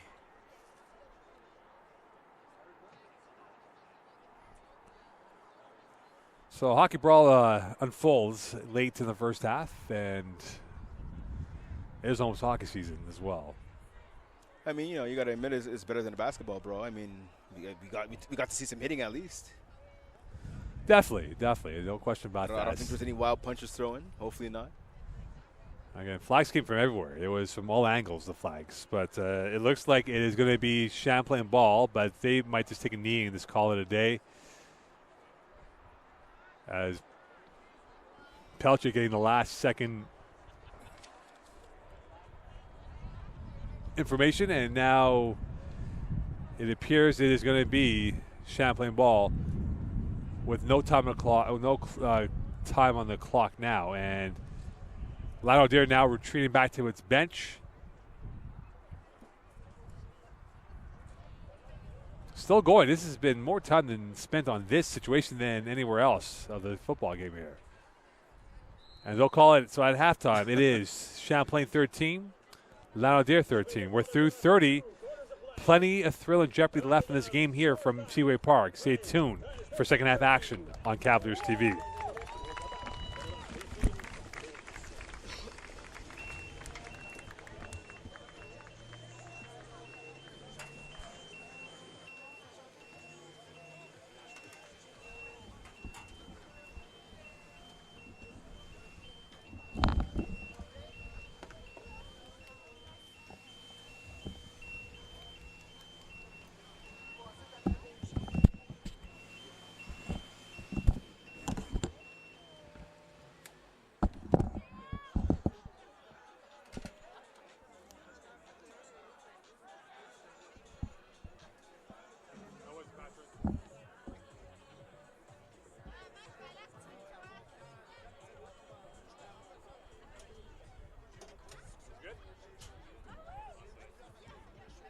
Was the volume levels good though from our end? I also can't tell by the headset.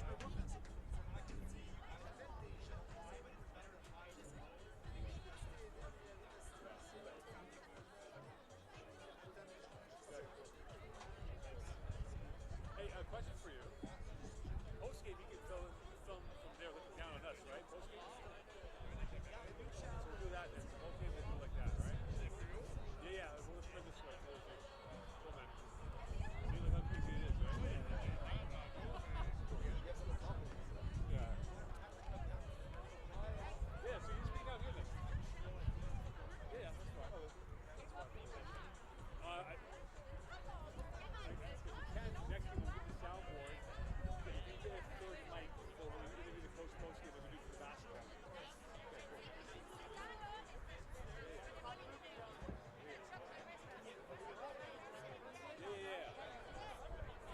Yeah. Excellent. Yeah. It's fine. It's all good, Patrick. Don't worry, man. I know you're the man, brother. Let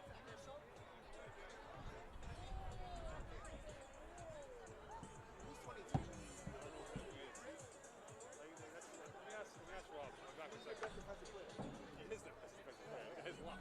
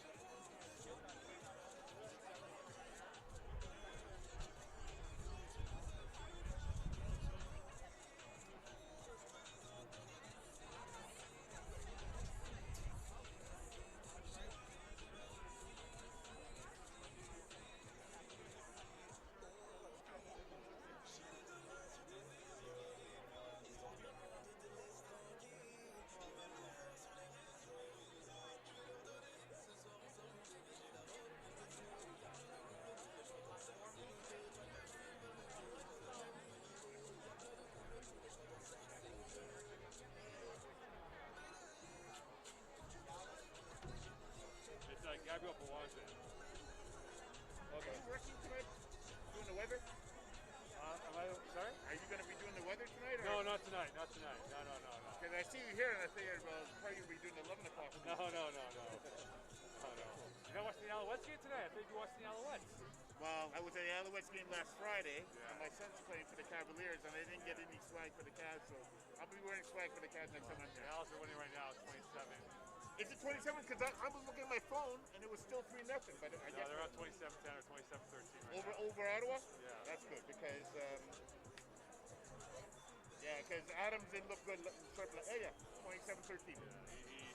He hasn't played well. He looks like a game manager than a game breaker. Yeah, but I think once he gets himself motivated, they'll come around behind him. They'll be all right. We'll see what they do. I would come back in 2 weeks on Saturday night. Yeah. It'll be good. So what do you guys report broadcasting? So Champlain does their games for basketball, Yeah. which I call for them. Okay. So this year they want to do most of the varsity programs, right? So, And it goes and it's broadcast where? on the Champlain website. Oh shoot! And do they keep the archives as well? Yeah. You get to watch it afterwards. So. Okay. Oh, so you just film audio and video. Yeah. So exactly. because today, it's the first game, right? So we're missing a few things. But next home game, You're gonna have everything. Yeah. They'll have more to work with, right? So you get to watch the game afterwards. Nice. Well, great job, guys. Thank you. Continue. Appreciate it, man. Good to see you. Donald. Nice to meet you. Pleasure meeting you. Brent. Brett, pleasure meeting you.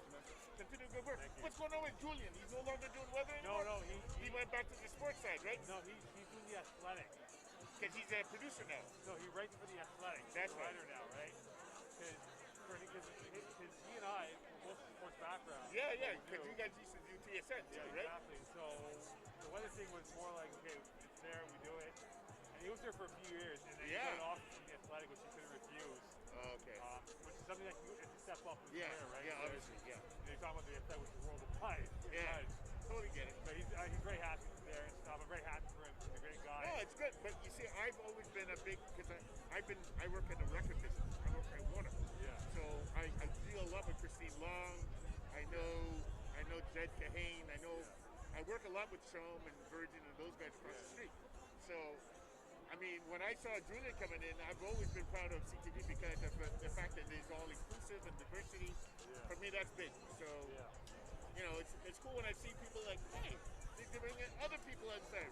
Brown skin people, you know, Asian, everything. That's what we got to do now these days. Because I find in the French media, my wife works in the French media, it ain't the way.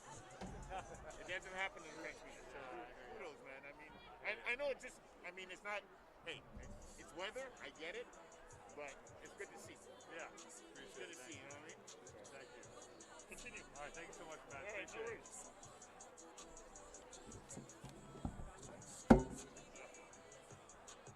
What's that name you said? That's 22? Yeah, Belanger, Gabriel Belanger. Oh, he changed his number. Okay. Yeah. So.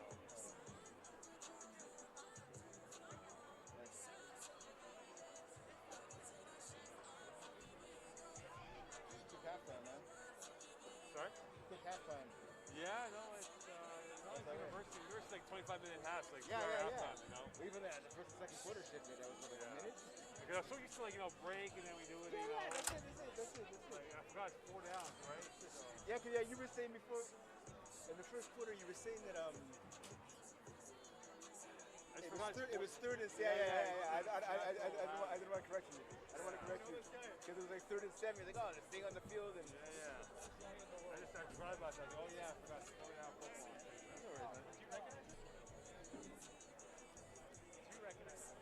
You don't recognize it? This is Adam. So it's a G-Man. It's always in the Champlain. Always in the Champlain. They all gotta go. They all gotta go. Yeah, that's how we know each other. We know each other through high school. Yeah. Our school is made up of legends. Hold on, what's your name?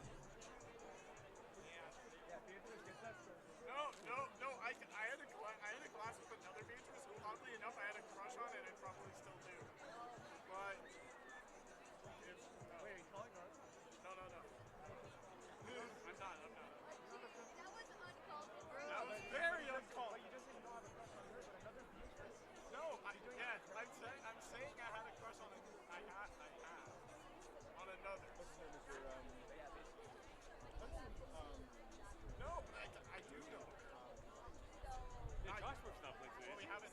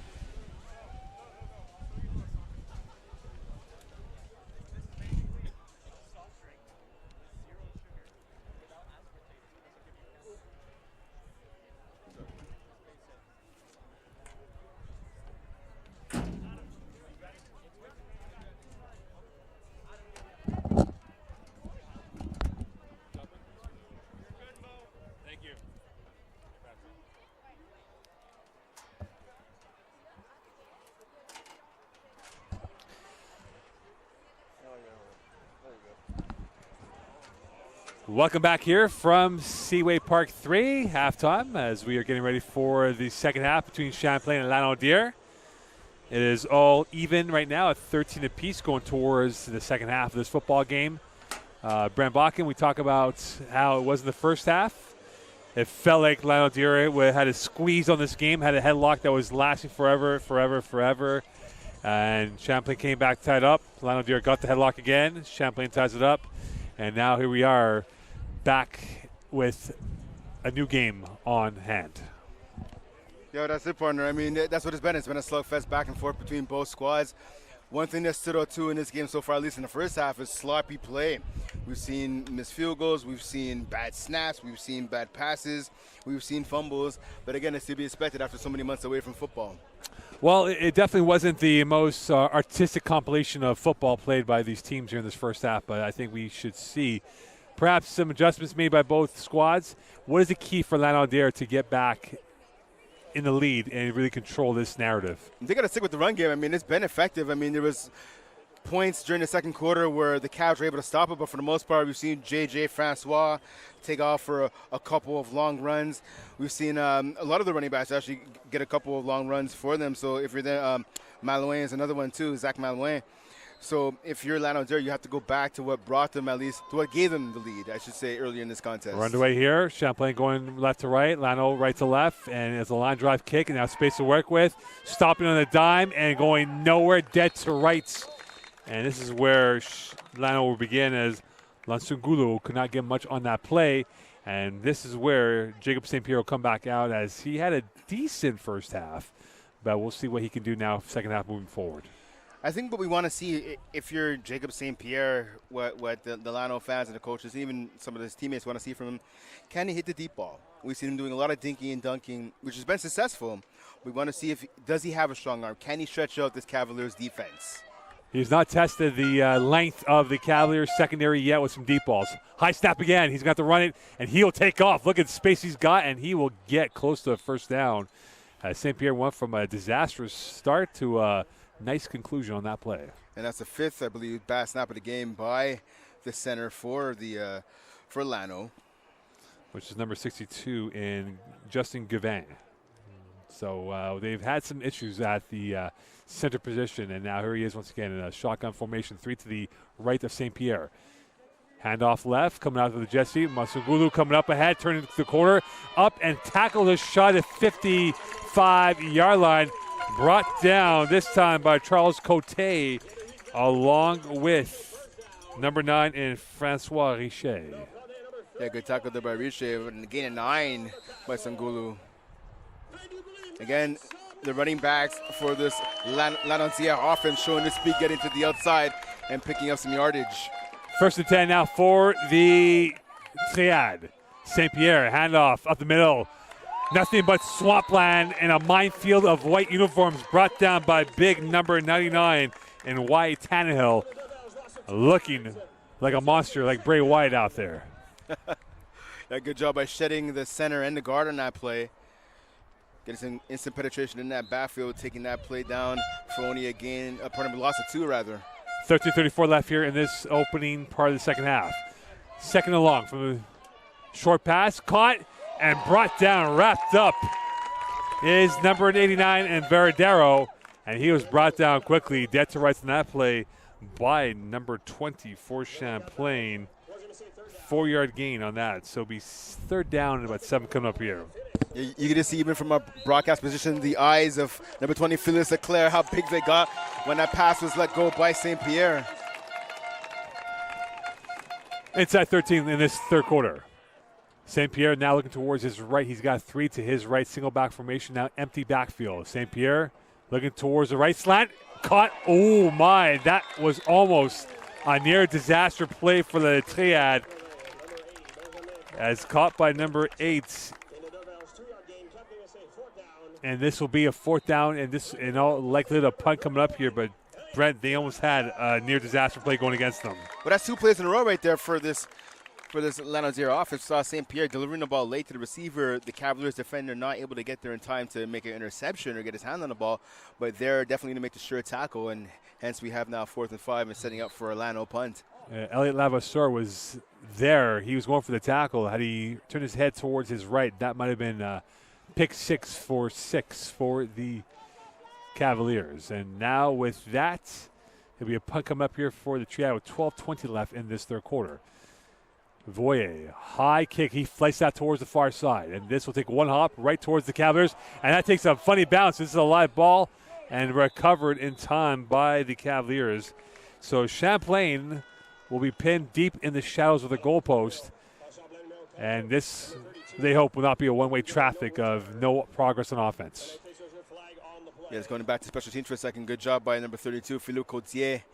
Realizing that was a live ball and landing on it. There was two tacklers, would-be tacklers rather, for Lano right there in the area. None of them decided to jump on the ball. So again, a good heads-up play, good awareness shown by Cotier. And now here is Champlain's first drive of the second half. Phil Pelche had a solid first half for the Cavaliers offense. We'll see what they do. We'll see what the Lano defense does for adjustments, because their secondary got torched at times. And now from their own 12, Pelche's got playing with that one deep safety. 3 to his right. Pelche looking towards his right, stepping up, going deep, deflected, picked off. And that is going to be incomplete. And you can see the Lano secondary almost come up with a big play. Gab Gunhouse almost brought it to the house for a touchdown. And there's a flag on the play, and we'll see what this will be against. But Champlain thanking the football gods that was not going back the other way. It done having dreams of running. I went back to the house, but a good job by the sideline official there, seeing that ball actually did hit the ground. That was an overcooked pass by Pelche, but this is going to be a penalty going against Champlain, or now it appears this will be a first down for Lanaudière. So the interception will count. It'll be marked off at the 36-yard line. So another error here. So they call it as an interception on that point. So Lano gets the ball back here. So Pelche not lucky on that. Yeah, the official right near us on the sideline was waving it off, but I guess he got overruled. So another chance for the Triad. Lanaudière handoff left. Stop for a loss. Evades the loss. Going towards, and he's going nowhere but backwards. Champlain hunted in packs. It was a white deluge of uniforms, and that was a huge loss. And it'll be second and extremely long. Yeah, instead of making a tackle, we saw Felix Leclerc, number 20. He was in there first, wasn't able to wrap out the ball carrier, but was able to drive him backwards even more and get it cleaned up, as we talked about, by number 45, Michael DeSeta. So great job on first down by the Cavaliers defense, setting up now a second and 25. 15-yard loss for the Lano offense. St. Pierre from the midfield in his own territory. Pressure to the right. Drive by time. Rolling out. Looking. Going short. Dumped off. Francois couldn't get to it as he played a little bit of a pick and roll on that basketball play. It'll be third down and 25. Now, he may not get a stat for that, but number 9, Francois Richer, coming off the edge, looked like he was going to go take the quarterback. Then he saw the running back was seeking into the flat, so he ended up going down with the running back. He was with him step for step. The quarterback, St. Pierre, tried to make the throw. Obviously, the ball was falling incomplete, so Richer wasn't able to get a hand on the ball. He won't get a pass deflection, but he did a good job stopping that play. Richer patrolling and controlling that line of scrimmage for the Cavaliers. 10:45 left here in this third quarter. Third and 25. You wonder if a draw play might be in the cards. No play action. Screen pass instead. Caught. Nowhere to go. Pivoting, and maybe for the line of scrimmage gain is where they're at, and brought down this time for a very minimal gain here. So this will be a punt coming up here for Lanaudière. Yeah, great job there by that defensive line of the Cavs. They realized it was a screen right away. The receiver couldn't make too much out of it. He got to gain it too. So great job, great penetration and awareness by that Cavaliers defensive front of seeing it was a screen pass. And this will be a punt now coming up here for the Triad. And this is where they hope to pin Champlain deep. High kick into the Knights. It goes. So take a bounce over one player, right up ahead. Returnable, flag on the play, coming down to the near side and brought down right away by Belanger. And this time it will be Champlain ball going back the other way.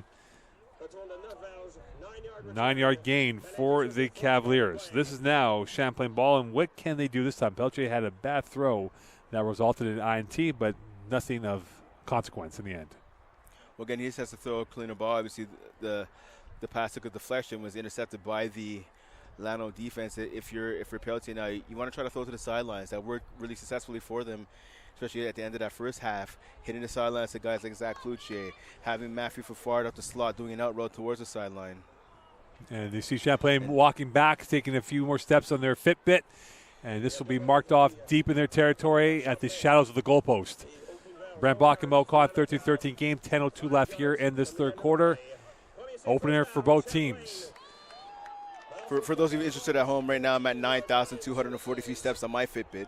But more importantly for the Cavaliers, once again, starting off this drive deep in their own territory due to a penalty. High snap, loose ball. Pelletier gets it. He's got to throw it away. Loose ball, and this is going to be an incomplete pass. And Philip Pelletier is playing with fire, and this time he evades getting burnt on that play. Again, you can't fault him for the bad pass. Good job by getting it off the one bounce, looking like a shortstop right there. By getting that ball as it bounced once off the dirt. But in trying to throw that ball, he was lucky, as you talked about, Mo, having that being ruled an incomplete pass because the Lano defense recovered what I think really should have been a fumble. And we have another flag on the play. And Champlain now will literally be having their postal code inside their own 5-yard line.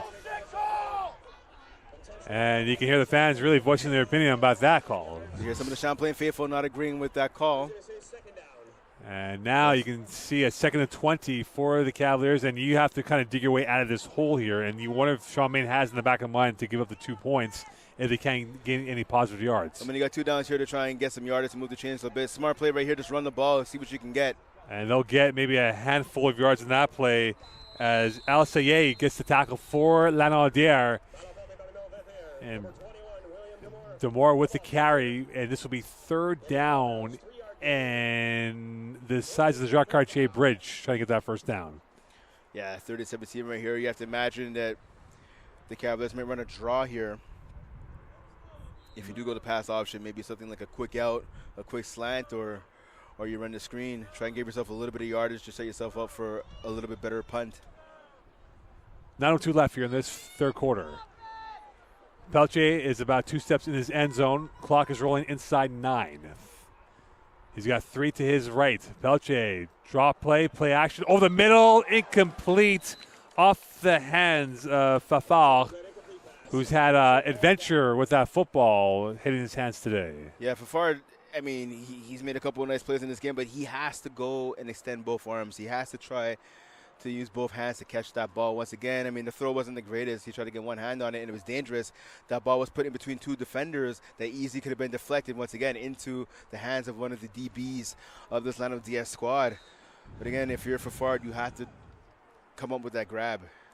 And if we are going to be palm readers here, and it looks like they will give up the 2 and play the field position advantage in favor. 8:32 left, and they will give up the 2 indeed. I should be playing the lotto, no question, Brent. So it is a 15-13 lead for Lanaudière. Again, they have had the lead. Champlain has never had the lead in this matchup here.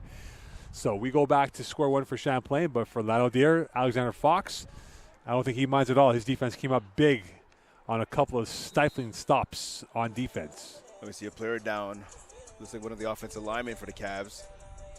Second one of the game. You never want to see that, especially with how thin this Cavaliers team is on the offensive line. Only dressed 7 players on the offensive line here. So Champlain will have to juggle his line if they cannot get a proper 5 that he desires out there. So Lano will have the ball back at their own side of the territory. So can Champlain's defense that has stiffened up quite dramatically here, they've become a wall of terror now, can they be able to keep Lano at bay once more? Well, yeah, they have stiffened up. They have kind of stood tall at least to begin the second half. But again, they were also aided by some of the penalties going against the Cavaliers offense. And this does not look good for the Cavaliers right now. And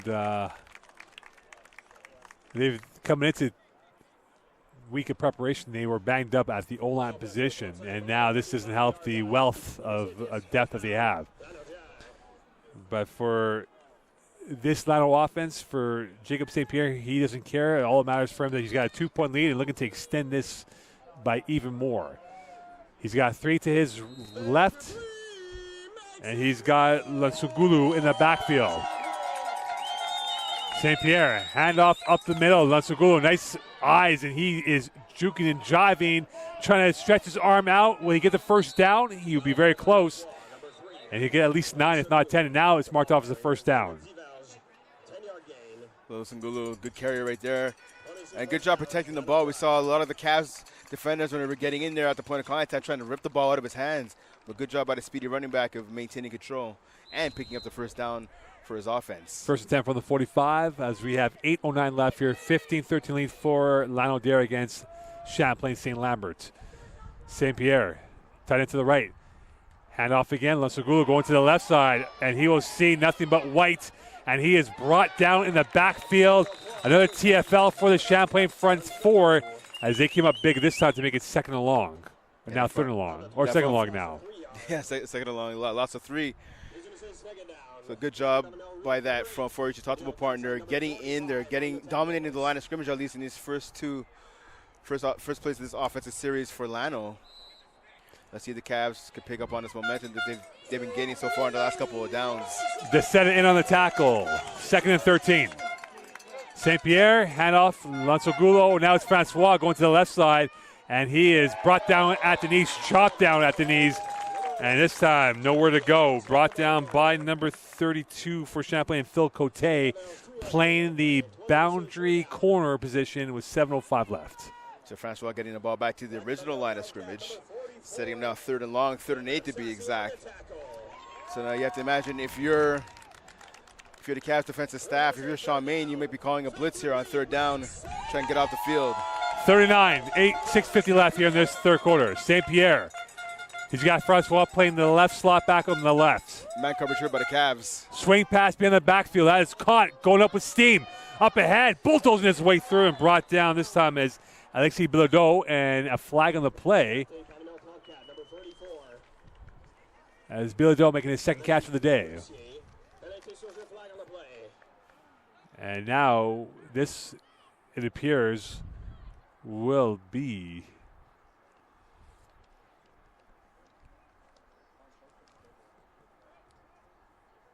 I'm not sure what the call is here. Yeah, right now the referees are still going over it, and it appears the arms up in the air for Lanaudière. They know it's against them, and this will be Champlain ball.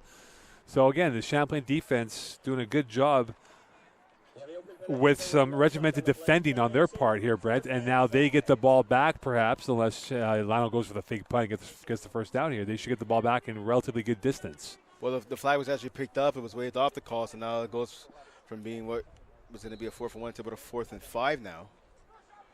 You have to imagine Lano's not going to get cute here, just going to kick the ball away, especially given the way their defense has been playing to start the second half. Almost blocked, and that is high up in the air. Another cracker of a kick out of bounds, and that will go out of play with 6:23 left here, 15-13 lead. And right now we're seeing the Alexander Fox defense really stymie Phil Peltier in this second half here. Has not had the rhythm that he had in the first half, or he had the telepathy with his receivers that became almost second to none. I think what's happening, at least on the first drive offensively for the Cavs in the second half, is we've seen Zach Kluche being blanketed, not just by one defender, but having the safety cheat over to him as well. So now if you're some of the other receivers for this Cavaliers offense, guys like Justin Parker, Noah Sassy, they have to come up and start making some plays.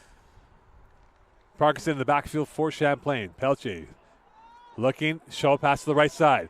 Trying to cut up against the grain, and he will be stopped at the line of scrimmage. Nowhere to run, no options at all. Nothing opened up for him. And Parkinson brought down this time by Emile Marchand, and it'll be second down coming up here with a 2-yard gain.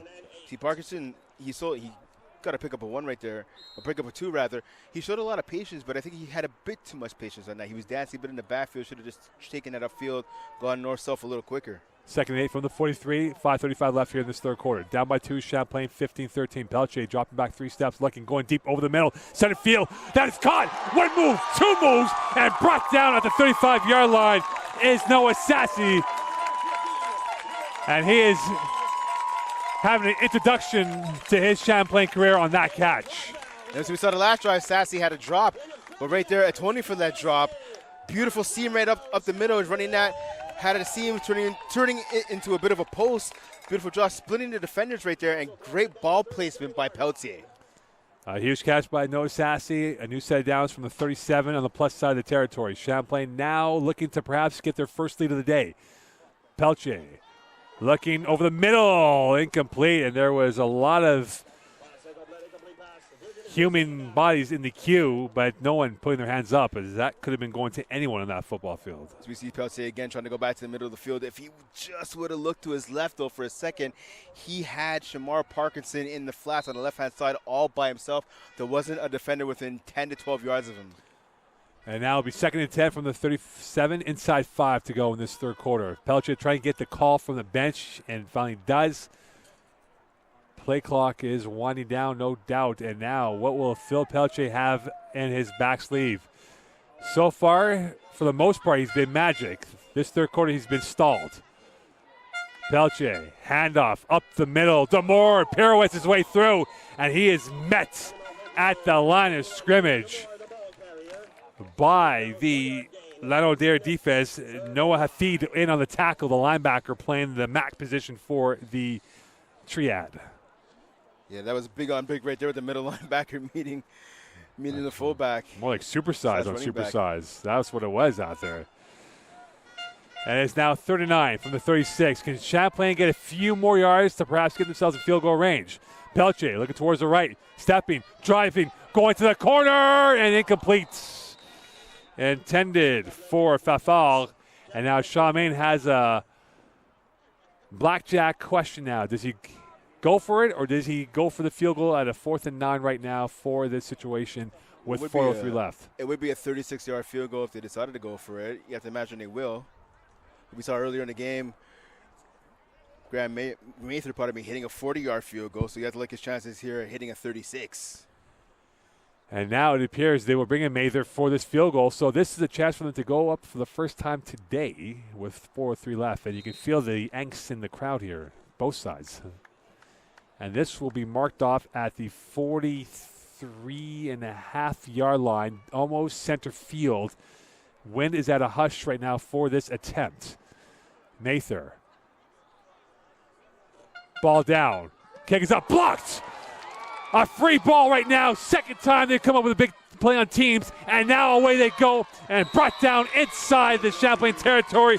A huge play for Lanaudière.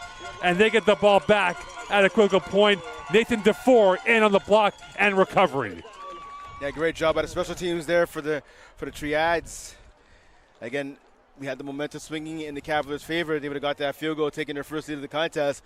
We see the special teams, though, that field goal block unit coming up big for Lanaudière. And now instead of getting the ball on the kickoff, they get the ball now just on their side of the 50-yard line. And so far today on teams, Lanaudière's had the panache of making the big play as they had the block punt, the block field goal, and now they get the ball back inside that territory, as you said before, Brent. So we'll see how this plays out with 3:36 left, 15-13 lead.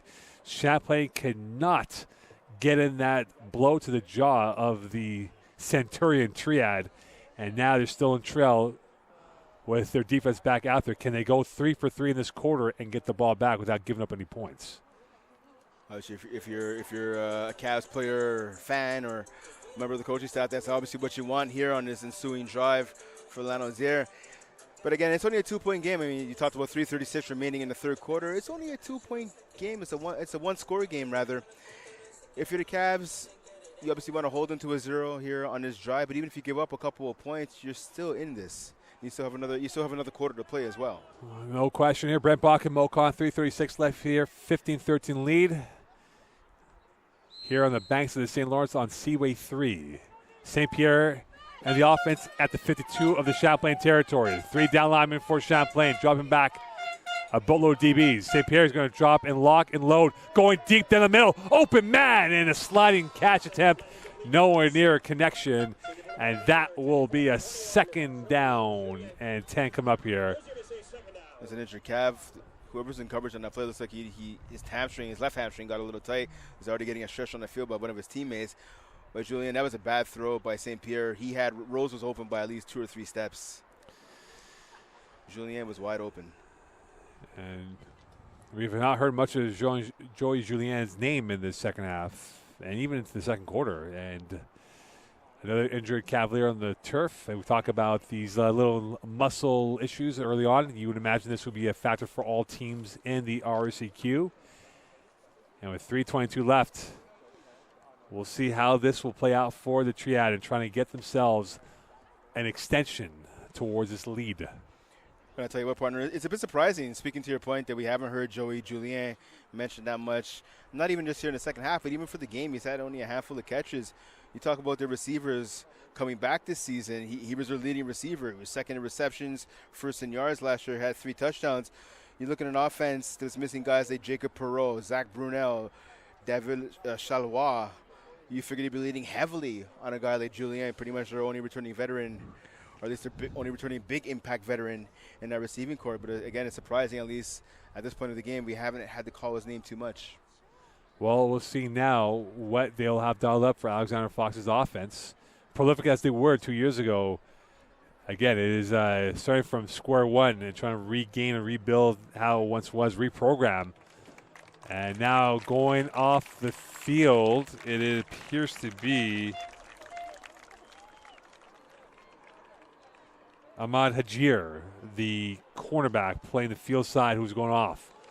And again, another lower body injury, and it appears Champlain's had a boatload. As you can look at the sidelines from Josh Murphy to Hajir and others who have the crutches. That has become the new look now on the sideline for the Champlain side. Yes, to be expected again, all those months off in football, having those soft tissue injuries is to be expected at this point of the season. St. Pierre looking towards his right, pumping, flood out to the right. He's going to flush over, rolling, blowing, going towards the sideline, and that is up in the air, caught, and out of bounds. Champlain say no, referee say yes. It'll be a first down and more, and a huge play by the Triad. Yeah, Terrien, Vincent Terrien, for a big catch on the sideline. And we see the defender on that side. I believe that might have been Zachary Boivin. Tried to jump up and knock that ball away. Just missed time to jump, and a big completion, big reception from St. Pierre to Terrien. Inside 3 left in this third quarter, 2:51 left to be exact. St. Pierre looking towards his left, looking, throwing, open man. Julien's got 6 and a 21-13 lead. Vision, execution, touchdown for the Triad of Lanaudière. Asking you shall come. Julien, we just talked about not having to call his name so far too often this evening. I think you may have heard his partner in the broadcast area for a huge catch and a big touchdown there for Lano. A rather easy pitch and catch on that play, and now Champlain could be down by 2 scores pending the extra point, and an 8-point gap could end up being a 9-point gap, and now Champlain will have to go back to the drawing board and get themselves back on the front foot.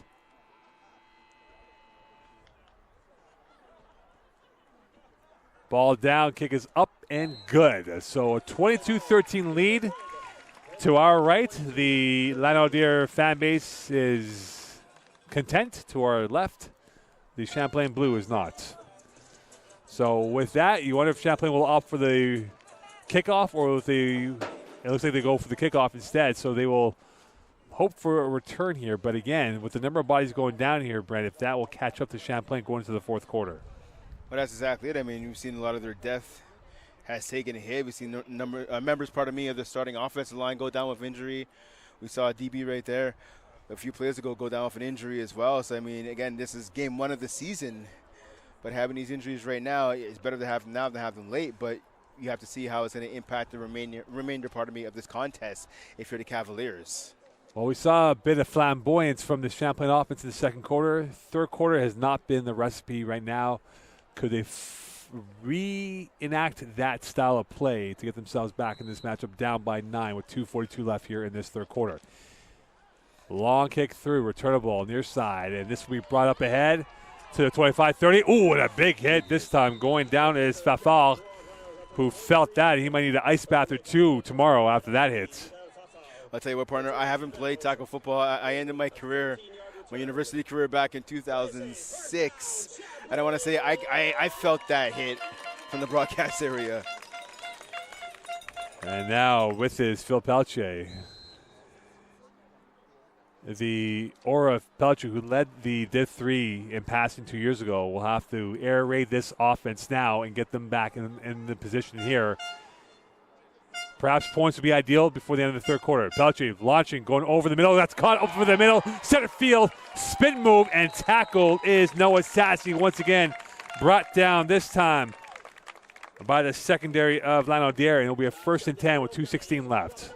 Sassy once again doing his best work between the hashes. Great job there. Running a post route right over the middle of the field, eluding his defender, picking up the first down, moving the change for this Cavaliers offense, who need a boost of momentum right now. His post code has been between the hash marks so far today, partner, and we'll see now with 2 minutes left in this third quarter if Champlain can get points before going to the fourth quarter. It has all been Lanaudière in this third quarter. 2 to the left of Pelche. Looking towards his left. Looking, stepping up over the middle. That's caught by Fafal. Down to the far side. Fumble. Loses it. Who gets it last? It'll be Lanaudière ball, it appears, because they touched it last, and indeed it will be. Oh, that is a heartbreaker for the Cavs. Fafard, good job getting open, making the catch, trying to pick up some extra yardage. Just losing control of the ball, having it knocked away at the last possible second. That's a heartbreaker if you're a Champlain fan. And with that, a turnover again for Champlain. And Fafal, he finally got burnt after a fumble on a return earlier in the game. And now with 1:44 left here, can St. Pierre and this offense get an early kill shot going towards the fourth quarter? 3 to his left, empty backfield.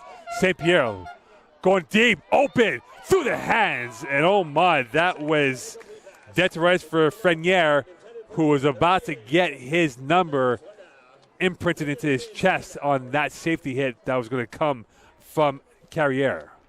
That Carriere was just licking his chops on that one. He had him lined up. Luckily for the Lanaudière receiver, he missed the target. 1:24 left. A crowd source of 4 to the left. St. Pierre handoff, and that is going nowhere. Richer in on the tackle, and nothing for Malvin on that run. I'll tell you what, Mo. Richer was so quick getting to the backfield, he made as well have taken the hand off himself. Richer looking like Nicky Bosa coming off the edge there for this Cavaliers defense. Like Aaron Donald instead. Richer does play defensive end, but hey. Again, 3 to the left of St. Pierre. Runner in the backfield. Blitz from Champlain.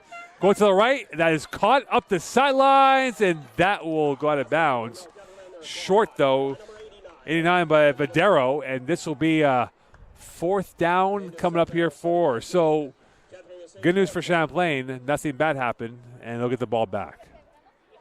Yeah, they gave up about 8 yards on that play, but again, luckily for them, they're able to force a punt now, 4th and 5, facing Lanaudière. So good job by the Cavs, bending but not breaking there defensively. And now for this, with 34 seconds left, clock is rolling. I'm sure Lanaudière will take its time with the clock in their favor. Can Champlain get one return back here as the clock is rolling? High snap. That is going to be shanked again. That is probably a 15 to 18-yard kick.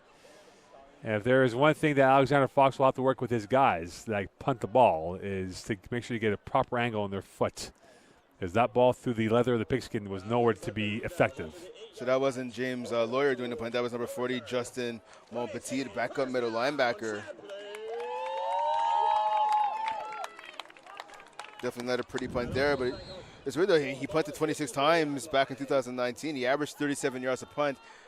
That one, unfortunately, for Lanaudière was not going to reach that 37-yard average. Well, that's going to hurt his average for his career. So with 20, this could be the last play of the third quarter going to the fourth quarter. Pelche dropping back, looking to launch. He is sacked for a loss. Brought down, and that is an exclamation point to end off the third quarter for the Lanaudière defense as they go into the fourth quarter with a lead in hand. And Lord was in on the tackle on the sack. And that should be the end of Yeah, we've seen both D-lines being extremely aggressive in this contest. For what some of their players lack in size, they make up with an effort and hustle and aggression. And now, Brent, what adjustments can Sean Main and Coach Casey need to do for this offense? Because right now they have had nothing. Just when they think they have the answers, Lanaudière changes the questions on them, and they're back at square one. Okay, Lanaudière pulling a Roddy Paper right here. As you picked up that line over there, my friend. There you go, my friend.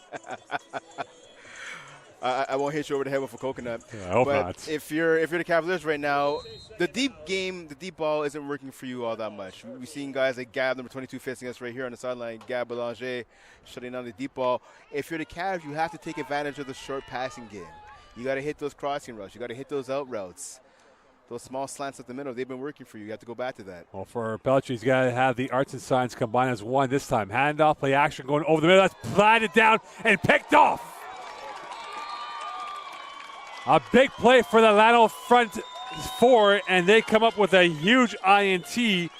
This time is Paul in on the INT. And right now, the Anaconda squeeze is being applied by Lanaudière, and Champlain can't get out of it. Yeah, and that play was just a disaster from the get-go. I'm not sure if they were trying a screen pass or what they were doing, but defensive lineman getting an interception, that's never a good thing for the offense. It's a good thing for the defense, though. They never get the football in their hands. Oh, former D lineman that I am. I mean, I'm always proud to see a defensive lineman making a play like that, so that's great. But again, if you're a Cavaliers fan, that's not what you want to see. Joey Julian holding the width on the far left. Can this be the knockout punch for the Lano offense? And a run, spin move, pirouetting his way through, but nothing but dead end as it is brought down this time. Lansangulu in on the run, and nothing much of that. 1 yard gain. So Richer in on the tackle again, who's had a good game so far for the front four. Oh, definitely making his presence felt this evening for a number of big plays for this Cavs D. 2nd and 8 from the 50 of the Champlain side, the plus territory for the Lano offense. St. Pierre has 3 to his left. Champlain now really converging towards the line of scrimmage with 6 inside the box. Make it 7, now 8. Blitz for the backside. Comes through the hole. Francois side, and away he goes. Afterburner's on. Down the sidelines he goes. He will not be caught and brought down just shy of the goal line. And Francois has bludgeoned this run defense of Champlain not once but twice tonight. Well, he bludgeoned the run defense. We see another Cav down holding his hamstring right behind the play. But again, part of that big run, part of the reason for that big run by Lanaudière was there was a false start that wasn't called. You can hear the fans calling for it. We see it right here from our broadcast area. Looked like at least the tight end might have moved early. There was one of the receivers that moved early, possibly an offensive lineman as well, the right tackle, I believe. That was missed by all the officials, at least the officials on the right-hand side of the field, and that definitely benefited the Triads. And it looks like, can't tell the number from our vantage point. It's number 44, So if it is, it's Caleb Sassy, who's down right now. So Champlain will get a breather along with Lanaudière with 13:28 left here. This could be the deluge that they're looking for that could open the floodgates for this Lanaudière offense and perhaps put this game dry and home for them. And Sassy really in pain right now. Again, the lower body injuries have been piling up for this Champlain team on the sidelines to our far left. I count 2 with crutches. And there might be a third who could be joining depending on how the extent of the injury is for Sassy. Yeah, again, definitely, as we've been mentioning throughout this broadcast, the soft tissue injuries are going to be aplenty for both teams. Unfortunately for Champlain, they seem to be all falling against them so far here this evening. Again, just being back to football, the body's getting used to the training camp is obviously one thing, but again, having no preseason games, that's huge. I mean, you could practice all you want, but your body has to get used to the hitting, especially full contact hitting and hitting with speed, as we've been seeing this evening. Hitting, doing thud in training camp and in practices and that, or just wrapping up, that's a different story than having to hit somebody and pushing your body to the limit. And now Sassy being helped up slowly. And again, we'll have to see if he can put weight on his leg. And it has not been an easy day so far for him or this Champlain defense in this second half. They have been controlled by the O-line.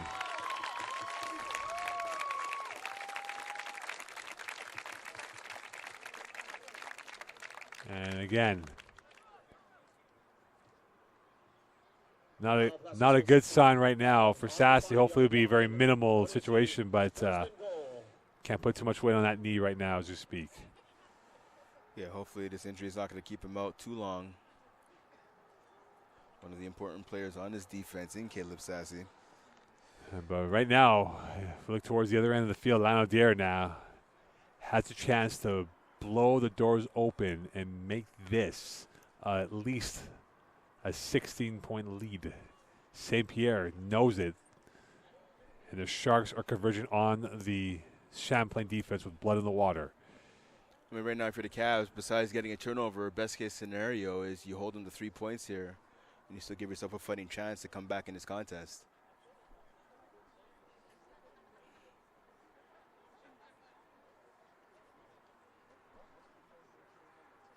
So you see it trips right with the receivers to the right of St. Pierre for this Trias offense. Now they're waiting for Sassy to go off first before they resume play. Whistle blowing in, and now here we go. Can the Champlain defense provide a great wall, a fortress here to protect the end zone? Handoff, middle, touchdown, Lanaudière, 28-13. And you wonder if that might be that for Champlain in this game here if they can't get anything going in the next drive.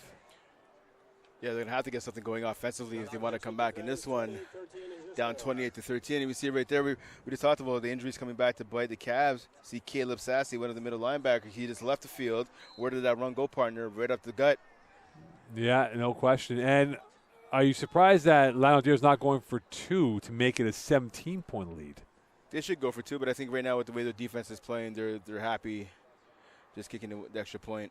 And they are definitely indeed happy with that option and a flag in the play. And Sassy's on the sidelines under the tent. And with Champlain, they will need to figure out how they can get their guys going because we've not heard much from Cloutier at all in the second half. He's been stymied. He has been in the back pocket of Belanger in the second half here. And right now, they have to mastermind something to get back in this ballgame here, Brent. Yeah, definitely. I mean, we talked about Noah Sassy's made an impact in the second half. Fafar has made an impact. He's had some catches. He's also had a turnover as well. But guys like Justin Parker, who we called once in the first half, he's got to step up here in the second half with the Cavs needing to play. Another guy, the Z receiver, the outside receiver on the right-hand side, Paul Beauchamp, too.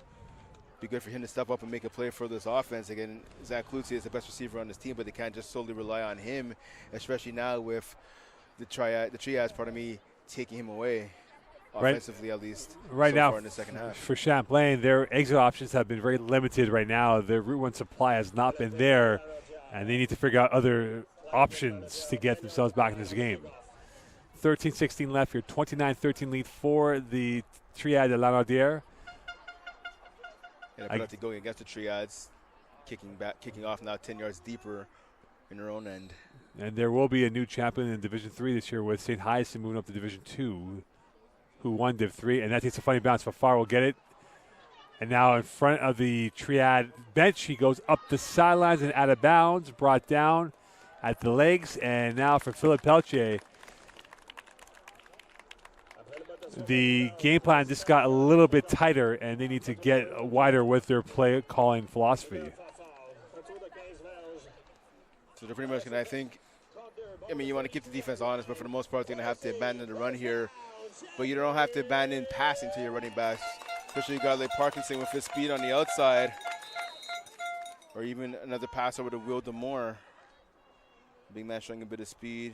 Muchaka as well, getting the ball in their hands in the flats and trying to see if they can turn the ball upfield and get some positive yardage for this Cavaliers offense. Inside 13, Peltier looking towards his left, going deep center field. Coverage. Fafard was double teamed. And right now, the Air Force secondary has come up big for Lanaudière and on the coverage this time. And this will be 2nd and 10, and you can see that Belcher's not afraid to launch the ball and test the secondary, but he cannot find the conclusion of the play going in favor of the offense. Yeah, looked like Lacrossière was there and Gabriel Belanger. That actually was a good throw, though. That was a good throw. He gave Fafard a chance to make a play on that ball. 2nd and 10 from the 32. You wonder if this might be the last real chance for Champlain. If they need to get points now, they have to do it. Going to the wide side. That is dropped. And for Cloutier, a rare miscue for him as he had the space and the acres of space to work with, but couldn't put the ball in his hands cleanly. It was Gunghouse and Dufour. They were around Cloutier when they made the tackle. You have to believe the Cloutier may have taken his eye off the ball for half a second, trying to figure out where his defenders are, thinking he was going to catch the ball and worried about what he was going to do once he caught the ball. But as any receiver would tell you, you have to catch the ball first before you try to run with it. Trips left, Pelche going again, deep center field. Cloutier diving and couldn't get that cleanly. The magnets on his hands couldn't attract the football, and now it's 4th and 10. And what does Charmaine do? And it appears he's going to punt the ball away with 12-17 left. And we'll play a field position once more. And you wonder how many more possessions they can get that's still within range of the scoreline. Yeah, you can't blame Sean Main here, the head coach of the Cavaliers, for punting the ball. I mean, it's 4th and long. It's 4th and 10 at your own 32-yard line. It's too deep in your own territory to go for it on 4th down. But to answer your question, Mo, you have to imagine with just over 12 minutes remaining, the Cavaliers are going to get the ball back at least 2 or 3 times. And now for Alexander Fox. High snap. Almost disaster. Takes one hop over the head of Francois. He gets it back at the 45. Francois now reading, surveying, and he is washing machined towards the midfield stripe, and it will be Lanaudière ball with 11:46 left here in this 4th quarter. Our next broadcast for Cavalier football will be September 19th, Sunday afternoon, 1 p.m. kickoff here.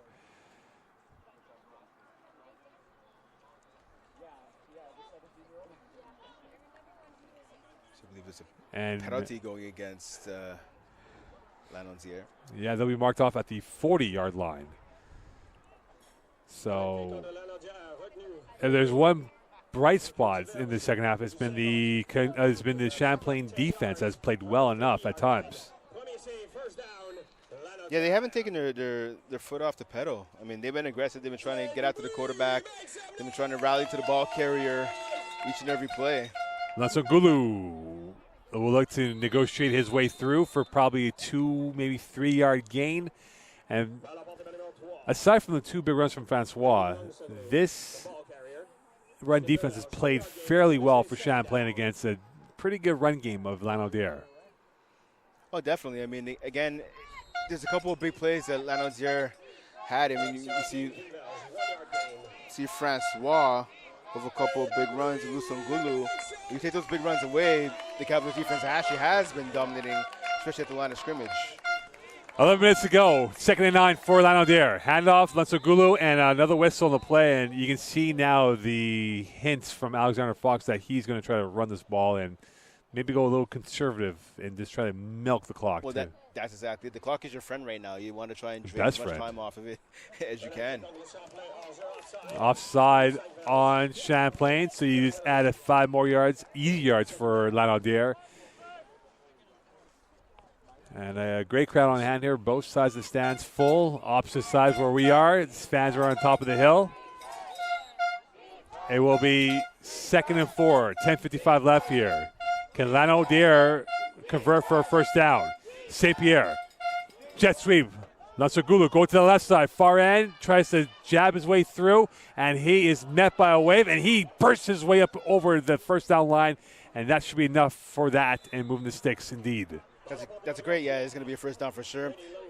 That's a great second and third effort by the running back, by Lusongulu, to pick up that first down, because it looked like for sure he was going to be dropped about 3-4 yards short. He was dead to rights on that play, Bakken, but not the case now. 10:38 left, and now a new set of downs. And that means you're going to have the ability to control the clock inside 10 as we approach that. That's exactly it. And that's if you're this Lanaudière team, that's exactly what you want to do. So 1st and 10 from the 52.5-yard line, 53-yard line of the Champlain side of things. St. Pierre's going to launch. He throws, almost picked off, as that was right there in the vicinity was number 34, and Chris Palumbo, the weak side linebacker, who almost had his first INT of the season.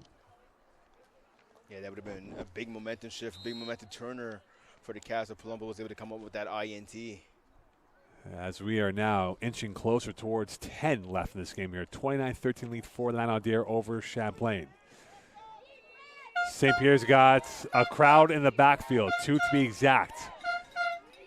Handoff, Lansagulu up the middle as he will hip-hop his way through, and he will get himself close enough to the first down again.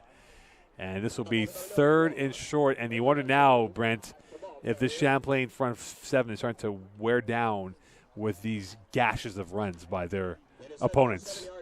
Yeah, we saw right there a missed tackle on the play by a couple of different players on this defensive line for the Cavs. And yeah, as you talked about, it's the stamina right now. They are wearing down this Cavaliers front 4. Francois, spin move, 2nd, 3rd life, nothing on that. It'll be a 4th down now with 9:15 left, and for Alexander Fox, he might want to punt this ball away and play the field position, knowing how his defense has been near perfect in this second half. You know, and I can't lie, if I'm Lanaudière right now, I go for it.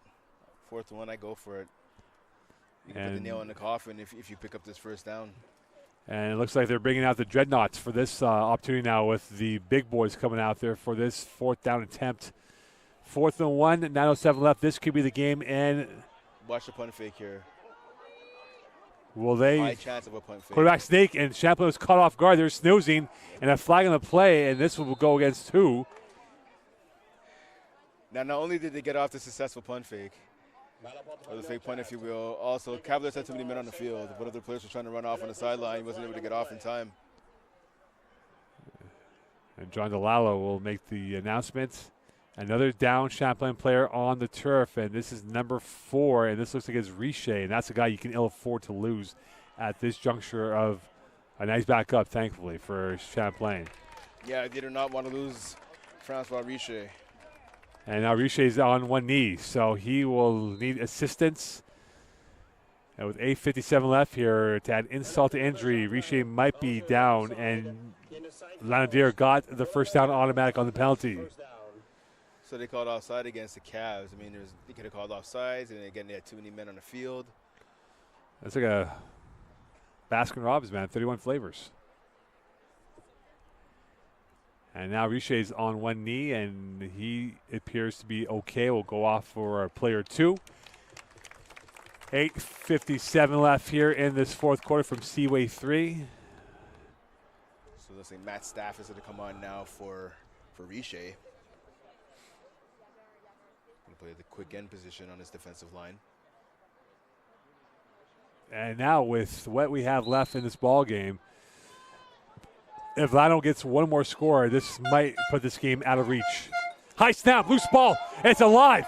St. Pierre falls on it, and he was almost caught off guard. And this will be a loss of about 10, if not 11 yards on that play. 2nd and now long for this Lano offense, 11-yard loss. And I tell you what, St. Pierre's made some plays so far this evening, but that could be his smartest and best play of the evening. Just falling in that loose ball, not trying to pick it up, not trying to be a hero.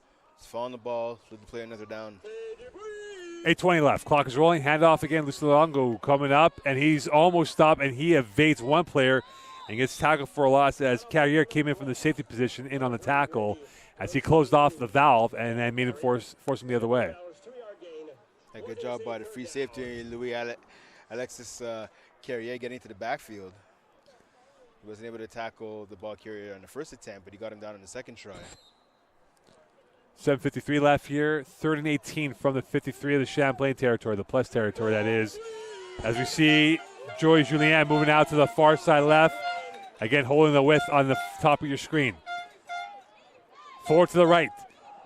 Oh, early movement, and this might be going against Champlain, and this will give them 5 more free yards, and perhaps an easier 3rd and 13 than a 3rd and 18.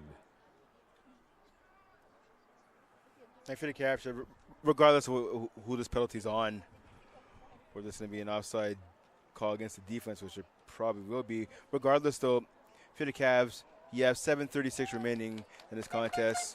I'm actually going to call it against Lanaudière.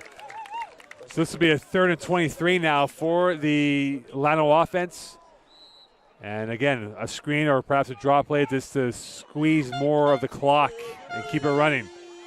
No matter what the triage call here, if you're the Cavs, someone has to make a play right here. If you're Champlain. 7:24 left. Hand off Francois left side. Francois's got a hole. Francois to the far side. Francois down the sideline. Francois is tackled in the nick of time.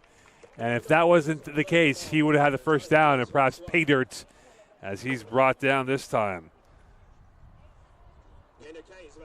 15-yard gain on that play. And now with Alexander Fox. Leclerc, Lamont taking on the tackle. This is sort of no man's land for this field goal attempt, but do you play for the field position and punt this back and make them pin themselves deep? Yeah, that's exactly what Lanaudière should be doing. Try to pin them inside their 10 or maybe even their 5-yard line. And now we're seeing a little bit of confusion here. Are they going to go for it or try to force Sean Main in this Cavalier defense? Take a timeout, and it'll be called by Champlain. Smart timeout call right there by Sean Main. Wasn't sure what was happening there. A lot of last-second scrambling around by his defense. Smart call, a timeout.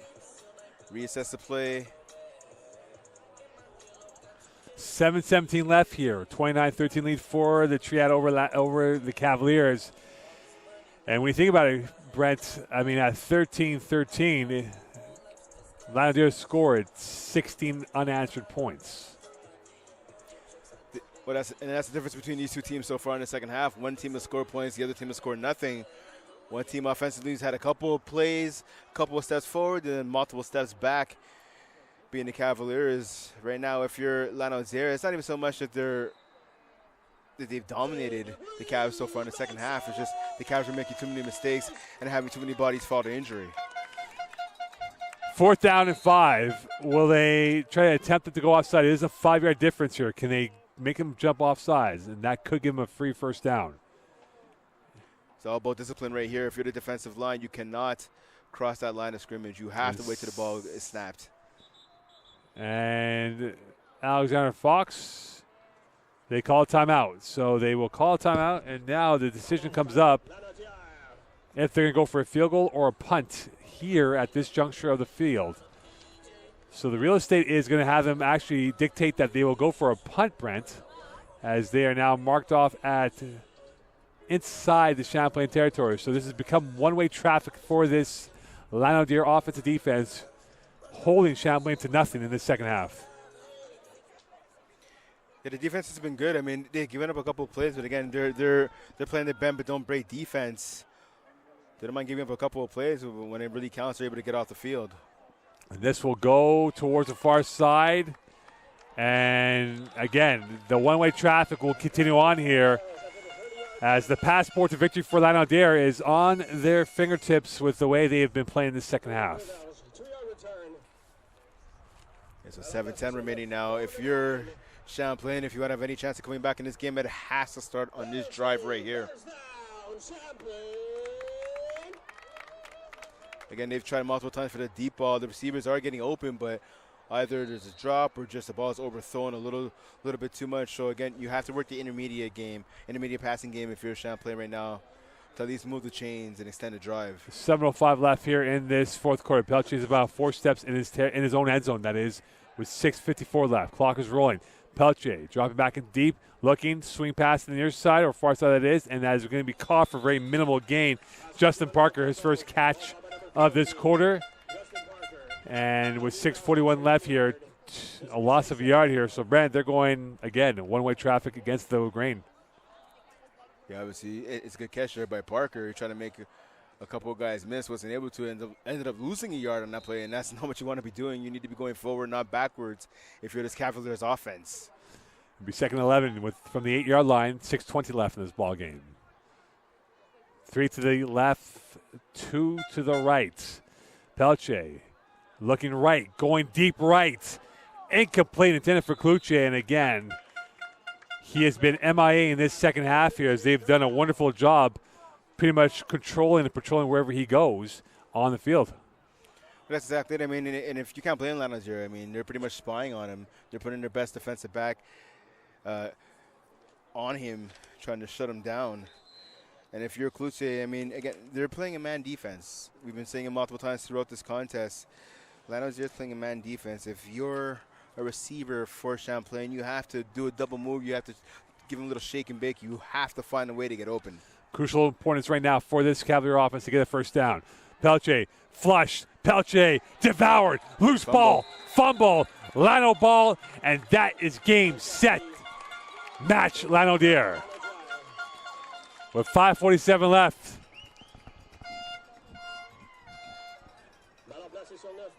They have a first-class ticket to victory, and this has been a first-class effort by Lanaudière as they have come away into a bee's hive and have come away unscathed of any stings from the team in the white.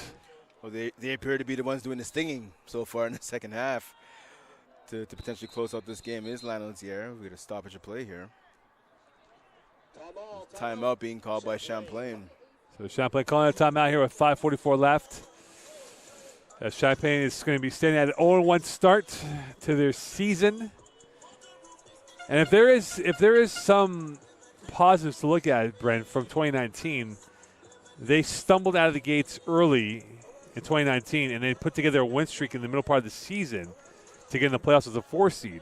So it's only one game, but perhaps they need to make their adjustments going towards game 2 that will hopefully have them much more healthy than what they've gone through today. Well, that's exactly it. I mean, there's going to be a ton of adjustments they're going to make, hopefully, to get some bodies back healthy going forward as we look forward to the contest next week. Again, last year, the Cats went 3-1 at home here at Seaway Park. So, again, this is their only home defeat of the season. Hopefully, if you're the Cavaliers, you hope that's the case. Just like last year, having one home loss. Hopefully, this will be the only home loss this year for Champlain. So timeout called by Lano with 5:43 left here, as this has been a slow, grinding halt. And you wonder now, can they put the finishing touches on this game here and come home dry and victorious and over the hills?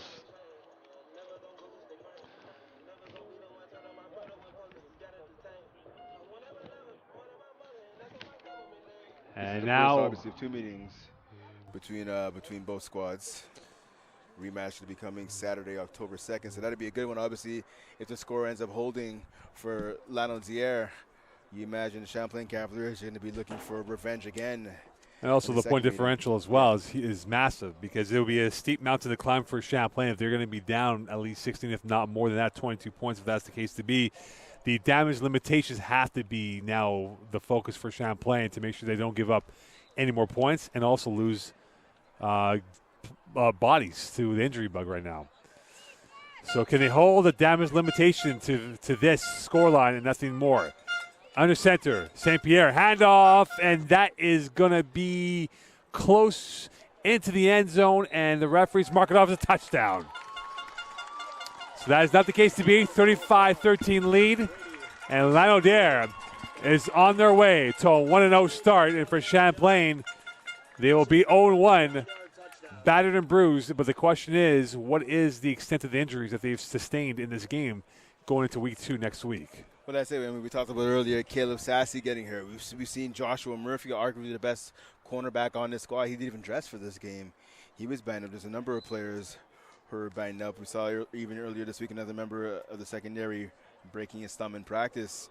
We've seen a couple of the old linemen drop this evening for the Cavaliers as well. So right now, I mean, the score is they're down 35-13, potentially about to be 36.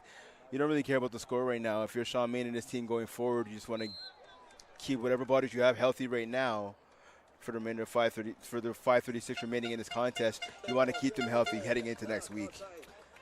Well,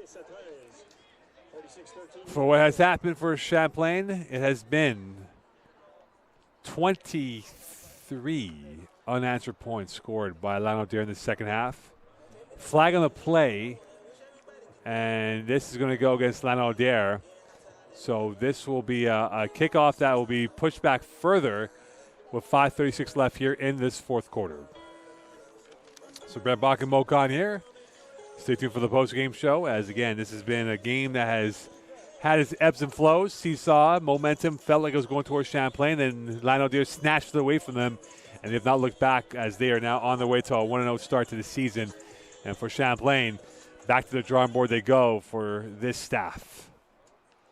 And if you're Sean Main and his coaching staff, what you want to see out of your team in the remaining just over 5.5 minutes remaining in this contest, besides we talked about obviously guys staying healthy, you want to see who's going to quit, who's ready just to tuck it in and get ready for next week. And on the other side of that, obviously, who's willing to keep on fighting, who wants to continue going to battle with their brothers so far for the rest of this contest. It's going to be key to see. Well, probably going to be key to see that going forward. Unfortunately for Fafal, he went out of bounds on that kickoff return. So it'll be marked off a little bit deeper into the Champlain territory. Looks like it's going to be marked off at the 30-yard line. And Champlain will have the ball back with 5:34 left here, down by a score 36-13. So it has not been their day today, but it's still 7 games left in this regular season and a chance to get back to the playoffs and a chance to perhaps represent the Southwest at the Bull Door. Now, Huntsick probably the favorites to win the Southwest Division this year. And we'll see them in a fortnight's time. Loose ball. And has gone from bad to worse now in the game for Champlain at quarterback is Noah Langelier. His first snap does not go the way he thought. So Sean Main knows very well this game is over. And he's waving the white flag with Langelier in the game for the first time today. Yeah, if you're Langelier right now, though, this is some valuable time getting a little experience in this contest. It's a rookie coming in. Let's see what he can do. It's always good to know what you have in your backups. Langelier, sorry, Brent. Langelier, handoff up the middle, and this will go for probably a couple of yards. And it'll be 3rd down and probably 11 coming up here for this Cavalier offense with 4:41 left. So LaRose's first carry of the season. And as you said before, Brent, this is valuable repetitions for these guys in case they're called upon in the heat at an important time during the regular season. Yeah, hopefully we're going to see some guys like Thomas Batten, Nicolas LaBelle, Christopher Robbins, Xavier Bojo, in addition to guys like LaRose and Langelier. Langelier will hand the ball off, and this will go for a few more yards. And this will bring up 4th down, and you would imagine this will be another roll of the dice for Sean Main's offense and for Coach Casey's offense. Inside 4 to go, and Champlain will bring on a wholesale change of bodies, and it appears to be they're going to punt the ball away as Langelier goes towards the sideline. And that is going to be the conclusion of this drive now, as Sean Main would like to minimize the damage and get out of Dodge with this scoreline still in place at 3:45 left. Yeah, there's no sense of going for it. 4th and 7 at your own 33-yard line, deep in your own territory. I mean, if you can't pick up the 1st down, then you give Lanaudière another chance to add on to the scoreboard. You want to try and keep this game as close as you can. Clock is rolling slowly with 3:35 left. The punt almost blocked, and that has gotten away. It takes a one-hopper over the head, and that will go out of bounds in front of the Champlain bench. As unfortunately for Varadero, could not get a chance to return the ball back with 3:26 left here in this 4th quarter. That could be a good thing for him. I mean, he wants to avoid getting injured as well. You never know what could happen on those punt returns. It's called bodies are flying around everywhere. It's called a business decision, Brent. Exactly. A business decision, my friend. We've seen that a few times in the NFL, and we've seen it now in the youth sports level, and now stage up level. 3:22 left in this fourth quarter. Handoff up the middle, and that will go for a very minimal game as Felix Valet now in the game for Lanaudière. So Bildo Lucier, the ball carrier. So we're seeing the supporting cast get their chance now at reps in this fourth quarter. Yeah, that's it for Alexander Fox as well, trying to get some of his younger players, some of his backups, a little bit of run. And now Valet, will he get a chance to launch the ball? And he will hand the ball instead. And that's the handoff now to the far side, and brought down this time is Edouard Degrolier. And another third down coming up here with 2:42 left.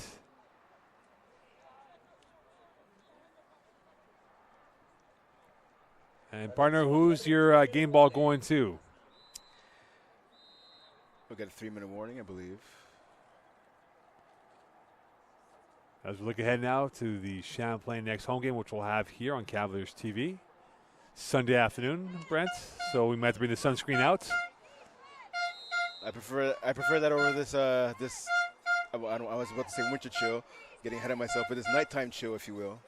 Well, It's windy here. Just wait till late October when we're here. I'm looking forward to it. We might have a bonfire in front of us. So DeRosier, another carry for him. He'll be fourth down, and Fox will probably boot this ball away as the sellout crowd of 350 plus will, most of them will go home disappointed, but the handful that's here from the Lanaudière section will be very happy going into the weekend. This is going back to your question, Mo, who I'm choosing is my player of the game, my game ball. I'm going to give it to two players. I got to say J.J. Francois. Number 11, he's been an impact in this game as a receiver and as a running back. And also I want to give it to Grody Lusangulu. I mean, he's had 2 touchdowns in this game, both in the second half, and he's been dynamite in the second half of the contest for Lanaudière. Silky player, showman player that we have from those two guys, and they have come up big today. A high kick into the South Shore Knights it goes. And this will bounce out of play with 2:10 left. And I'll tell you what, partner, I think one thing that both teams are going to work on at practice this week is special teams. We've seen multiple punts either be blocked or come within inches of being blocked. We saw almost another one blocked right there. We've seen some bad snaps. We've seen some missed field goals as well. Special teams, we've seen sloppy play on both sides of the ball, but I think special teams has been the one spot where both teams have struggled so far this evening. Yeah, absolutely. Multiple bad snaps as well. Well, it appeared Pelche had the momentum going into the second half, but that was a quick jolt of defense from the Lano front seven that ended that. Here's the first attempt of throw, and that is going to go wide left. Intended for Champlain's number 17 in Xavier Baudreau, and that will be an incomplete pass from Langillet. So second and 10, 2:06 left. Yeah, probably a little bit of nerves right there by Langier because Boudreau was open. Boudreau did that out route. He left his cornerback in the dust. He was wide open, just a little off target. Probably a little excited with Langier getting his first pass attempt as a member of the Cavs. Handoff, and that is going to go absolutely nowhere. And you talk about having a big play. Danick Pilon has been a run wrecker today for the triad of Lanaudière. And with 2 to go in this ball game, 3rd and 11, clock is rolling.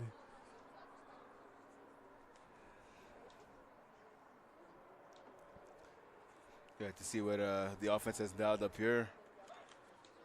I think they're going to run the ball, though, to try to kill the clock a little bit more. Langillet will take his time now with 1:40 left. 4 to the left, and here's Langillet rolling to his right. He'll throw this ball away to no man's land as he had nothing going on in that sequence with 1:35 left. And be 4th down coming up here for the Cavaliers. Yeah, Lanaudière not getting much time. He wasn't even able to get to the top of his drop or set his feet. Flush out to his right. Again, just throwing the ball away out of danger. Smart decision there by the backup quarterback, by the rookie.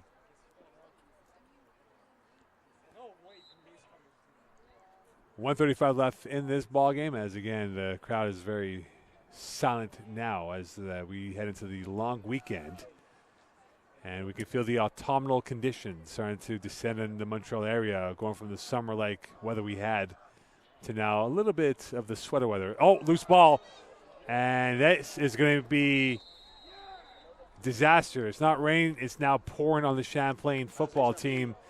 Special teams has taken an adventure today, and now for Alexander Fox, he can take 4 knees more or less and to end this game off. Yeah, there's going to be a turnover on downs right there. So we'll have to see, is he going to pull the classy move now, Fox? Is he going to take, like you're talking about Mo, is he going to take a knee? Or is he going to try and run up the score a little bit more? Well, point differential is a factor. Yep. So it could be a factor, and that's the game. The name of the game here is points scored. And right now for Lano, they will have their backups up in there. Valet in at the shotgun position, along with DeGaulier in the backfield. Handoff up the middle. DeGaulier cutting in, and getting pushed back by the front four. Loose ball. That will not be a fumble with 1:25 left here in this ball game. So good job again by this Cavaliers defense. I talked about earlier, seeing which guys are going to keep on fighting to the we see zeros on the scoreboard. Defense still stepping up to the challenge, not wanting to give up any bit of yardage there on that play. 1:15 left here in this ball game. Valet taking his time, looking towards the right, rolling, and he is going to evade the sack, rolling into the end zone. Touchdown! Xavier Chartier with the touchdown grab, his first as a triad, and is now 42-13. And an exclamation point to this game here for Lano as they will go home 1-0 and Champlain 0-1 and staring back at the whiteboard on what to do next week. A great job by Valet getting loose from what really should have been a sack partner, and a good job by Chartier of fighting to get open, realizing his QB was in trouble, finding a spot in the back of the end zone where he was wide open on the right inside of the right pylon. Good job at the QB and receiver on that play. And now to put the cherry on top, and it's good. And that's a touchdown. You know, both guys are going to remember. That's their first touchdown throw for Valet, first touchdown catch by Chartier.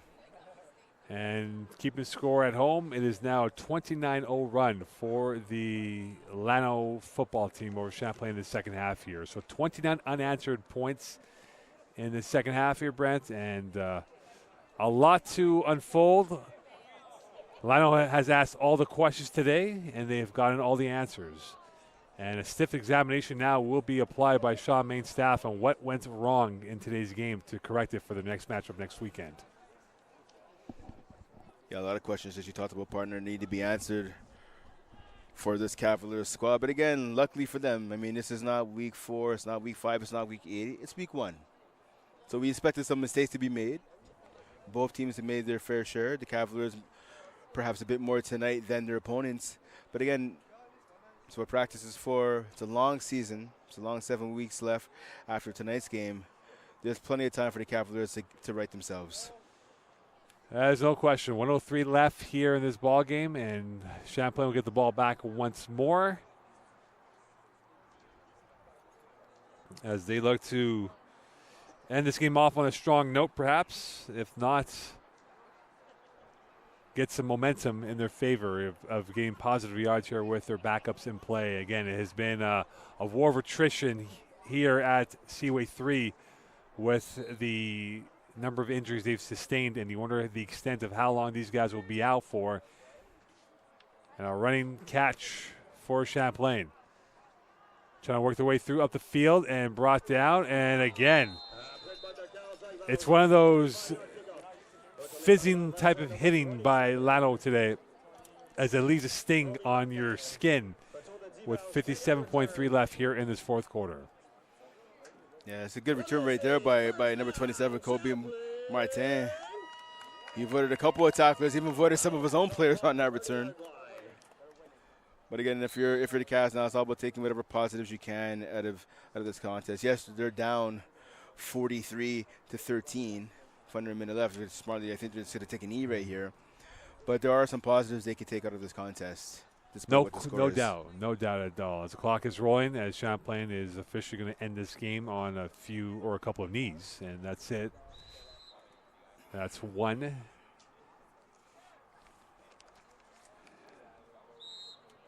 Momentum, the roar of the crowd, the roar of the pads, the roar of everyone was hyped up for this game here. Unfortunately, only one set of fans will leave this place disappointed. The other one will leave very happy going towards the weekend.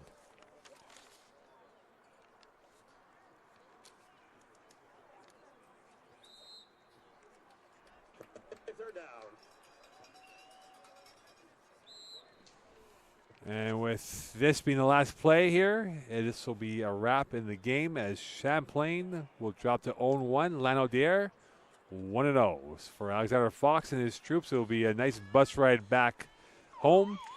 And for Champlain, it will be a long walk back to the locker room as Lanaudière wins 43-13 over the Cavaliers of Champlain St. Lambert. And a huge win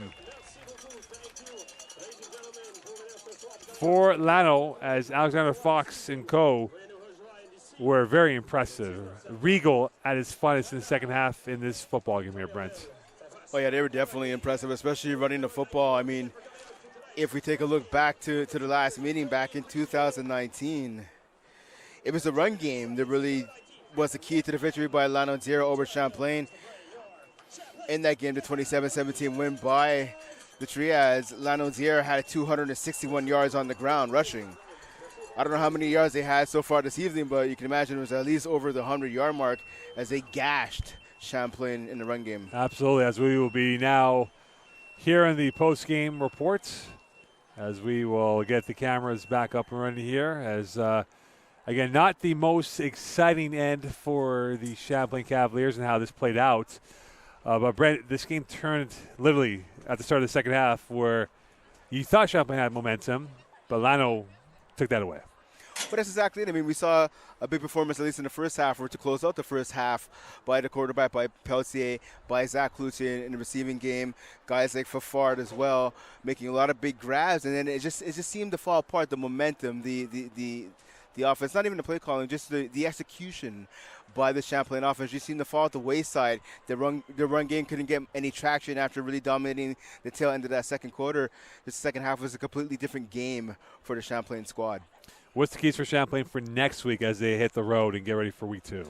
Well, first things first, they have to get healthy. We saw numerous players drop down in multiple positions. Linebacker, the offensive line, the secondary, missing a lot of players either before the game or during the game as well, dropping down due to injury. So getting healthy is the main thing.